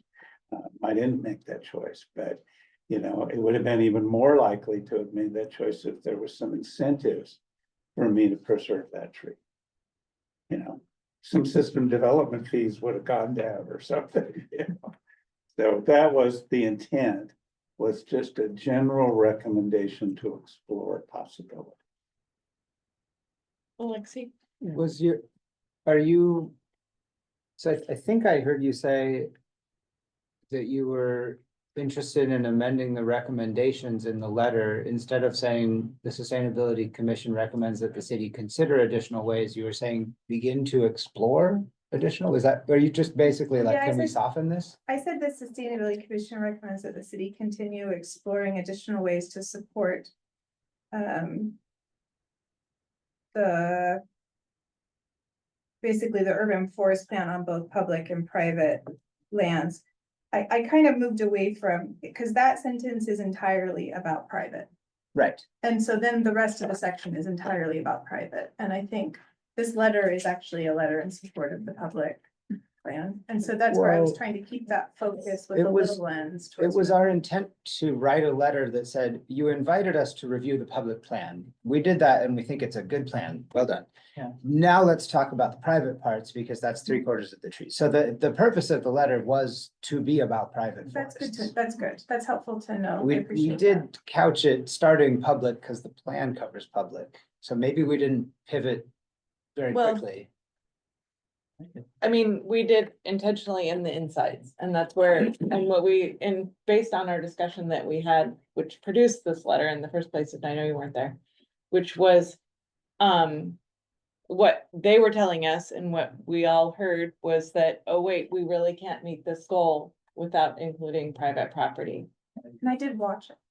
No, it's okay, but that was like, part of what we heard as a commission was like, wow, we can't really meet this goal unless we include in some way, not in this plan, but as a city, that we also include this private property piece, and that we would be able to meet the CAP 2.0 goal. So that was sort of why so yes, we start praising, we liked it, it's great. Then we're like, here, this came to light in our insights, and then here's our recommendation based on that. Because we really don't have another recommendation. I mean, not that we're looking for a recommendation, but like, as far as the plan is, we like it, but like, hey, look, they told us, we believe it, that kind of thing. Yes, Laura. Motion to approve the letter? If there, I don't see anyone else, so if we're ready. Can I second? Oh. I said, it's, Oh, you said- so all in favor?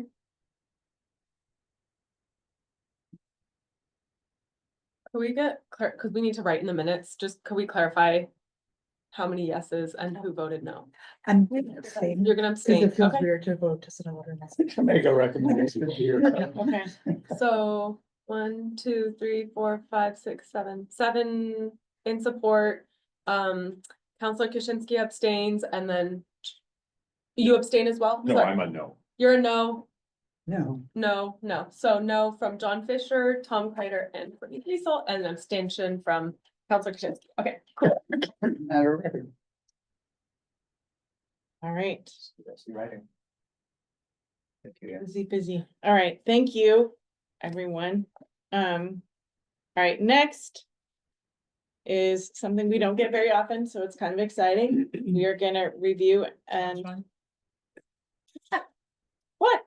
Where are you Wait, outside of? before we move on Oh, from wait, the I'm urban sorry. forestry letter. Historically too, there has been, when a letter has been sent to council, commissioners have wanted to go to a public hearing to share it. A commissioner gets moved to the front of the line at public hearings, so I believe the next hearing is April 21st. It's possible the May one, will be a better, like, I'm still not sure which one, depending on if and when this comes to council. So depending on when that date is, does someone want to serve in that role to give the public hearing? Sure. Be happy to, You want to? Okay, cool. presuming I can make it to that meeting on that day. Okay. Right, and there's someone no, wanna be you on- may not do it at all. I mean, it's, Well, I think regardless, given this vote, it will go to city council. oh, okay, Just that one little phrase might be changed. okay. And I see what you're saying. I'll work with, Got it. I'll work with you to let you know in the public hearing. The is. phrase about the plan before council. Yeah, like the going to bracket of council it. for approval, Yeah, like that mechanism may by not be which- true. It'll go in front of council in some way, shape or form. Yep. We're just not Okay. Sure what, it might be a memo, it might be, but we just don't know what that mechanism is yet. I could back up in terms of schedule. Okay, thank you, Cool. Dennis. All right, thank you. Right, what I was going to say, which was very exciting, at least I think it's exciting when people apply for the green fund. I like that. Oh, yeah.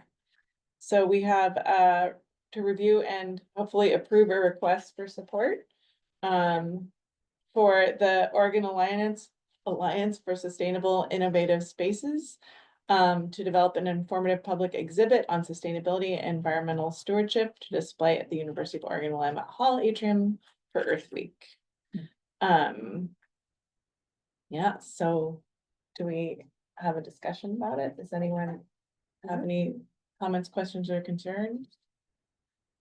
I think usually in the past, people have said, like, whoever was applying, if are able, said just a little thing briefly. Okay, I don't, it's only happened like one time in my time and it was you and it was kind of, and you. So, And that's us, guys. Cool. Okay, I guess we can maybe take a seat at the table. Please. All right. So this is Peter, I'm Jack. It's been a joy, I guess, hearing you guys talk about what you do and helping the city, so we appreciate your time. Yeah, so we represent Oasis, the Oregon Alliance for Sustainable Innovative Spaces. It's essentially a student club on campus, but sort of has grown into a sustainability organization and a forum for discussion at the university for, we're both environmental design majors. We have a city planning and public management major. We have physics majors, all kinds of interdisciplinary discussion on everything that you guys know and love. With some creativity baked into it. So we kind of wanted to do some kind of Earth Day presentation because we're designers and that's what we do. That talks about some of the comprehensive plans, the emerging technologies and other efforts regarding sustainability, both in the world and in Eugene, and apply that to the neighborhood and give the community a tangible vision of what that looks like in layman's terms. So kind of de-jargonize all of this discussion, bake it into a physical model and present it to the university as well as other events in the community. And so the model would target different areas of urban transit. So we would go from a dense urban core and we'd kind of spread out to more of a rural area. So we'd be targeting these sustainable features as they, exit the urban core, go to more suburban space, and then all the way to actually an organization that we have partnered with pretty early on, Camp Alma, which is a rehabilitation camp out in, gosh, I want to say Somewhere out in the woods on the side. you go towards Florence and then you take a left. See, old- or anything, yeah. Formerly the Lane Penitentiary Work Camp. It was bought by a bunch of doctors and veterans and converted into a rehabilitation center. Fun fact about our display is that we'd like to feature some living elements. Tree saplings that we'd like to plant at the WRNA, with the Willamette River Natural Area. And then the core of our display, the whole display itself is kind of designed to be biomimetic, meaning it takes inspiration from nature as far as how it's organized. So it looks like a very large Oregon maple helicopter seed. Each section of the seeds representing a different part of the city, and the core being a metal stump made from recycled oil canisters that will be filled with 45 pounds of Oregon Department of Transportation wildflower seed mixture, and then taken to Camp Alma afterwards and spread all over what was formerly, penitentiary work fields, and turned into a pollinating field to support their orchards, gardens, and beehives. Yeah, cool. That's sort of the vision of the project. I'd be happy to dive in more in depth about it, but this is what we're up to. Yeah, I think we're at this point, we have made the base of the table. We have individual lined up to do a lot of the welding. A lot of that material's already been purchased and sourced. Some of it we got from Jerry's scrapyard. We like to practice what we preach, so every inch of the display is recycled or reused material. Nothing in there is. The whole display is cradle to cradle, and most of the display will actually be able to go and either biodegrade or be replanted elsewhere. Yeah, I just say it sounds like an exciting project. My only hope would be that there's, significant efforts to inform the larger community that it's actually there. I used to hang out on campus for decades because I worked for the university for years, but, so showing up there is not as hard for me, but, I think, every effort you can to spread public awareness around other Earth Day events that are happening and, getting on calendars would just give more opportunities to experience what you seem to be creating. Sounds pretty exciting. We appreciate that. We already got a few offers from a couple different events.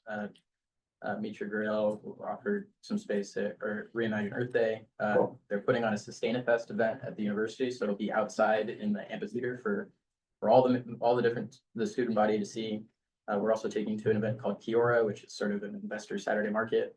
And today we just had a potentially could find a place for it to live afterwards at the Natural History Museum, but we're still sorting that out. That would be even cooler. But I think, yeah, maybe contacting the Daily Emerald or some kind of, Like news weekly outlet. and other. Yeah. media. I think that'd be good. One big factor worth mentioning is that creating a model of a city with constantly evolving plans is a pretty ambitious thing to tackle. So one of the precepts of the project is that the model can be continuously updated.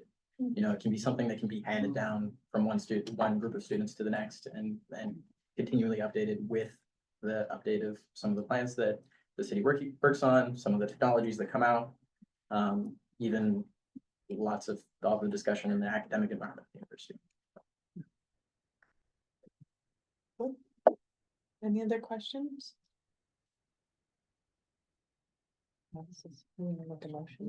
Okay, motion to approve, I so move. all in favor? All in favor? There you go. Great, all right, Thank you for your time, everyone. Yep. thank you for coming. looking forward to seeing it. Yeah, yeah. I'll let you guys know for sure. All right, thank you guys so much. All right, we're a little bit behind. We need committee updates. Is next. Do we have any committee updates? Yeah, I can do updates from ours, and part of it is on the agenda as soliciting folks, thanks to Mitra and Jan getting an application to Mitra giving us a little extra space because we were busy elsewhere. We are planning to table at the Education Outreach, planning to table at the April 16th Imagining Earth Day event at the market. And we're looking for folks who are willing and able to help us staff that table.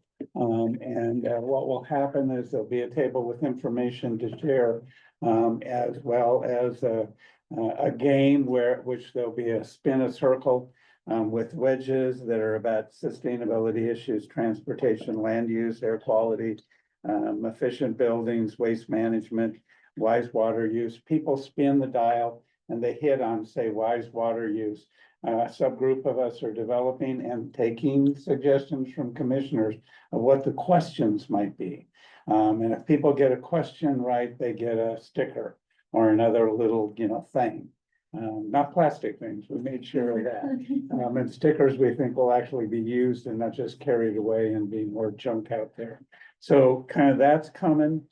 And then we're also beginning planning for summer tabling. We'll be looking at people who are willing to be part of that team. We did a number of neighborhood associations last year and got positive feedback from all those neighborhoods. So we expect that tabling piece is coming as well. Also just to let people know, we are trying to pin down to see if we can get on the May agenda for Laurel Hill Neighborhoods Association to share the PowerPoint that was developed last year. And April 1st, we're taking it to Devon's neighborhood. I'll be doing the presentation there. Laurel Hill, I just got an email today is requesting a paragraph about the commissioner work for newsletter. So I'd like support for, me to work with staff to put that kind of newsletter piece together. Who's interested in tabling. And also let people know we'll be bringing back a more specific proposal for a social media campaign that will include some participation from individual commissioners, inviting people via city social media sites to participate in the commission process. So that's still in process, and we hope to have a proposal to come back with you folks next month's meeting as to what that social media campaign would look at. And that's kind of the updates for the committee and the questions right now. I realized when I double checked schedule, I'm not able to help with setup on the 16th, It's not, it's the 13th. 13th, but it's that, but I mean, It's it's the that Sunday. Sunday. Sunday the That's- 13th. Yeah, I had it down as the wrong date. I was like, But- no. No, 13th. Yeah. I'm in Roseburg in a pulpit that morning and a board meeting after, so I can certainly be there the second half of it's 1 to 5, 1 to 6. So, yeah, you'll set up at 1, opens at 2, is open till 6 and then 2 break to down. 6. Yeah. So I would be there 3 at the earliest, but so far in terms of from our group, John, Lily and Tom expressed a willingness and interest in participating. Mine is a tentative because. So, okay, that's fine. I might not be available. Yeah, I thought I would be and then realized I'm not until midday, so. Who else would be willing, able to join us in tabling? I'm gonna be there, but at a different table, so. I know, that's Likewise. that's Yeah. Jan's situation and your situation, so. And I'm out of town, and Right, so otherwise a I would bunch do of it. commissioners are not available. So it may just be a couple of people until I get there and spell you. You good with that? Thankfully, it's I'll be only, fine. it's only Okay. a 4-hour event. so Yeah, it should be fine. yeah. And how exciting is it that we're creating an event that so many different sustainability organizations are participating in? I'm sorry, I'm not trying to toot my own horn. No. but that's my brain. No, I- So Absolutely. who's going? John, Lily and Tom? No, John, it's John, Tom. John, Tom. and Lily you for the second half. tentatively, and I will arrive halfway through. Do So you I guys- can coordinate with you to get Okay, stuff. the 4 of us will coordinate. And we've got that smaller group meeting that we're gonna pin down anyway. 2 to 4, and then. Dennis. Or And 2 to people 6, could just sorry. send me questions that Okay. you suggest we do in categories, because we're gonna be getting together a smaller group of us to put together the questions for the game. I'm gonna make a motion to extend the meeting 10 minutes. Second. Second, all in favor? Right, sorry, I know it's not popular, but it's where we're at right now. So that being said, thank you, Dennis, and I wanna catch up with you just really quick before we leave tonight about Mhm. the flyer information you were just talking about. So if there are any urgent committee updates, we might move on. Are we good? Any word from city staff on graphics and? We're working on it and UWeb is coming to the next clean and Okay. reliable energy meeting. It's on, April first Thursday in April, I think, April 4th. That might be Sorry. wrong. It's coming up, it's on the website. And anyone who wants to come is welcome to that committee meeting. It should be an April 3rd interesting is meeting. the first. I believe it's Thursday. April 3rd. Is that April? Yeah. So. So. 10 a.m. Yeah, and I think the plan for the 2 clean and reliable energy handouts, I think that's gonna be coming up for approval to the commission next month. Next month, So I'll get it back to you soon. the commission, the Clean and Reliable Backup Energy Committee has pretty well landed on the content of those pending talking to eWeb. Maybe something will adjust, but we think we're good. City staff are laying out some graphics and stuff for the The public handout. facing memo, the handout, as opposed to the council informative memo. But we do want to approve all those next commission meeting. So they'll be in the packet next time. Is there a memo that, or there's info that we're gonna be handing out through the education table too, that we're preparing for that? That's the public facing memo. That's a public, okay. Although we could certainly provide the council, if people want to go deeper, the council informative memo is not like a Well, secret. I was just saying that I think when we were talking about this, the mayor seemed pretty excited about us working and creating these things that we can share out with the community in our education committee. So I just wanted to say that there's a lot of excitement and synergy around that. Totally.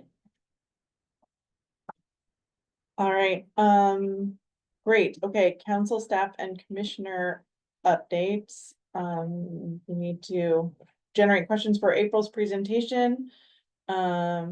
Which is the comprehensive plan for community health and public health development standards. Do you have some updates or any other Yeah, council? I don't wanna jump the line. Do you have any updates from council? I have things that I could talk about. I will say we did actually do a MUFTI at our last full meeting. So if anyone is curious about reading MUFTI applications, they're on the website. So there is that's still going forward. I just bring that up because it's relevant to what we're talking about tonight. I will say, you know, a lot of what's coming out is we're doing boards and commissions appointments. We got a lot of applications for sustainability commission. So that was nice to see. Cool. So that will be happening after we get back from break. That's refreshing. Yeah. Yeah, I think there's like 30. Wow. Okay. A lot of the conversation is still surrounding budget, and sort of city finances, so that's ongoing. One thing I will note that I think is probably useful for you all to know is that while there isn't a ton of impact from some of the stuff that's going on at the federal level in the city's budget yet, we do have a number of partners who are having grants related to sustainability projects frozen. So both the ones that I know about are Lane County with the resilience hubs, and McKinsey Valley Watershed had a number of their grants related to watershed improvements frozen. So that's something like, as we're having these conversations, like a lot of the resources are getting pretty challenging. So that's my thing. Pending litigation, right? A lot of that. Well, thank you. Hmm. Okay, so, yeah, I wanted to just get your questions. So next month, Stuart and Rebecca will be back to talk about, the community health chapter. And then, that'll hopefully be a smaller presentation, given that they just went into all the context like today around the background of it, but, so that's coming. And then there's also related to that, one of the tools for community health is something new that's coming up. It's called public health development standards. It sort of has come up out of the public health overlay concept that was brought to council about a year and a half ago, maybe. So that's coming back, and I don't know much more about it other than that. So what questions preemptively might you have that I could share with the presenters? And again, if you can't think of them I know. right in this moment, that That's is okay. That's like, you can email them to Danielle up until 2 weeks before. Is that what you prefer? Yeah. 2 weeks before the actual meeting. So don't feel like you gotta make something up you don't care about, right? So you're asking, so both those topics are coming back to the next meeting, or you don't know? Those are coming back to the So next both meeting. public health development overlay and also No. the comprehensive public Oh. health section? Yes, So Yes, yes, they are both They're coming. both of those coming. items. it's, so the comprehensive plan health section is the broad umbrella, and then the public health standards is a tool Yep. that's gonna be discussed further. what I meant was I don't know much about what the public health development standards are. Like, I don't know what's proposed, like what they're proposing, so. It will tell us. Okay, that's it, this for Was me. that good? Yeah, please think of questions ahead of time. It's so, I think it's really valuable because they get them ahead of time and then they can kind of, you know, gauge their presentation towards some, not fully, but somewhat towards what we're interested in and what we find important. All right, okay, good. There's a lot of stuff right at the end. Okay, Oh, a quick information, people for upvotes, we had weighed in before on the university's thermal plan. And current recommendations where I've been urging their board of trustees to adopt 2B. It looks like the plan number 4 that we thought was the best around heat pumps does not seem to be financially viable. As a citizen and alum, I offer testimony to the board this week and talk about intense energy of the student advocates in the room. It's inspirational to be amongst them. I felt like my days on campus. Anyway, just an update that's the hoped for scenario from the university. And there's certainly broader awareness of who is the largest emitter of fossil fuel emissions in the city. And so thank you. that's That's, still moving. yeah. Keep I was us very clear. I wasn't there as a commissioner. understood. Thank you. 2B was electric boiler. two B is an electroid system, Yeah, but I mean, yeah, electric boiler, electric boiler, Yeah. yeah. you know, which they predict would reduce their emissions by about 45%. All right, and with that, thank you. I'm going to adjourn. Thanks, everybody. Thank you, as usual, for coming.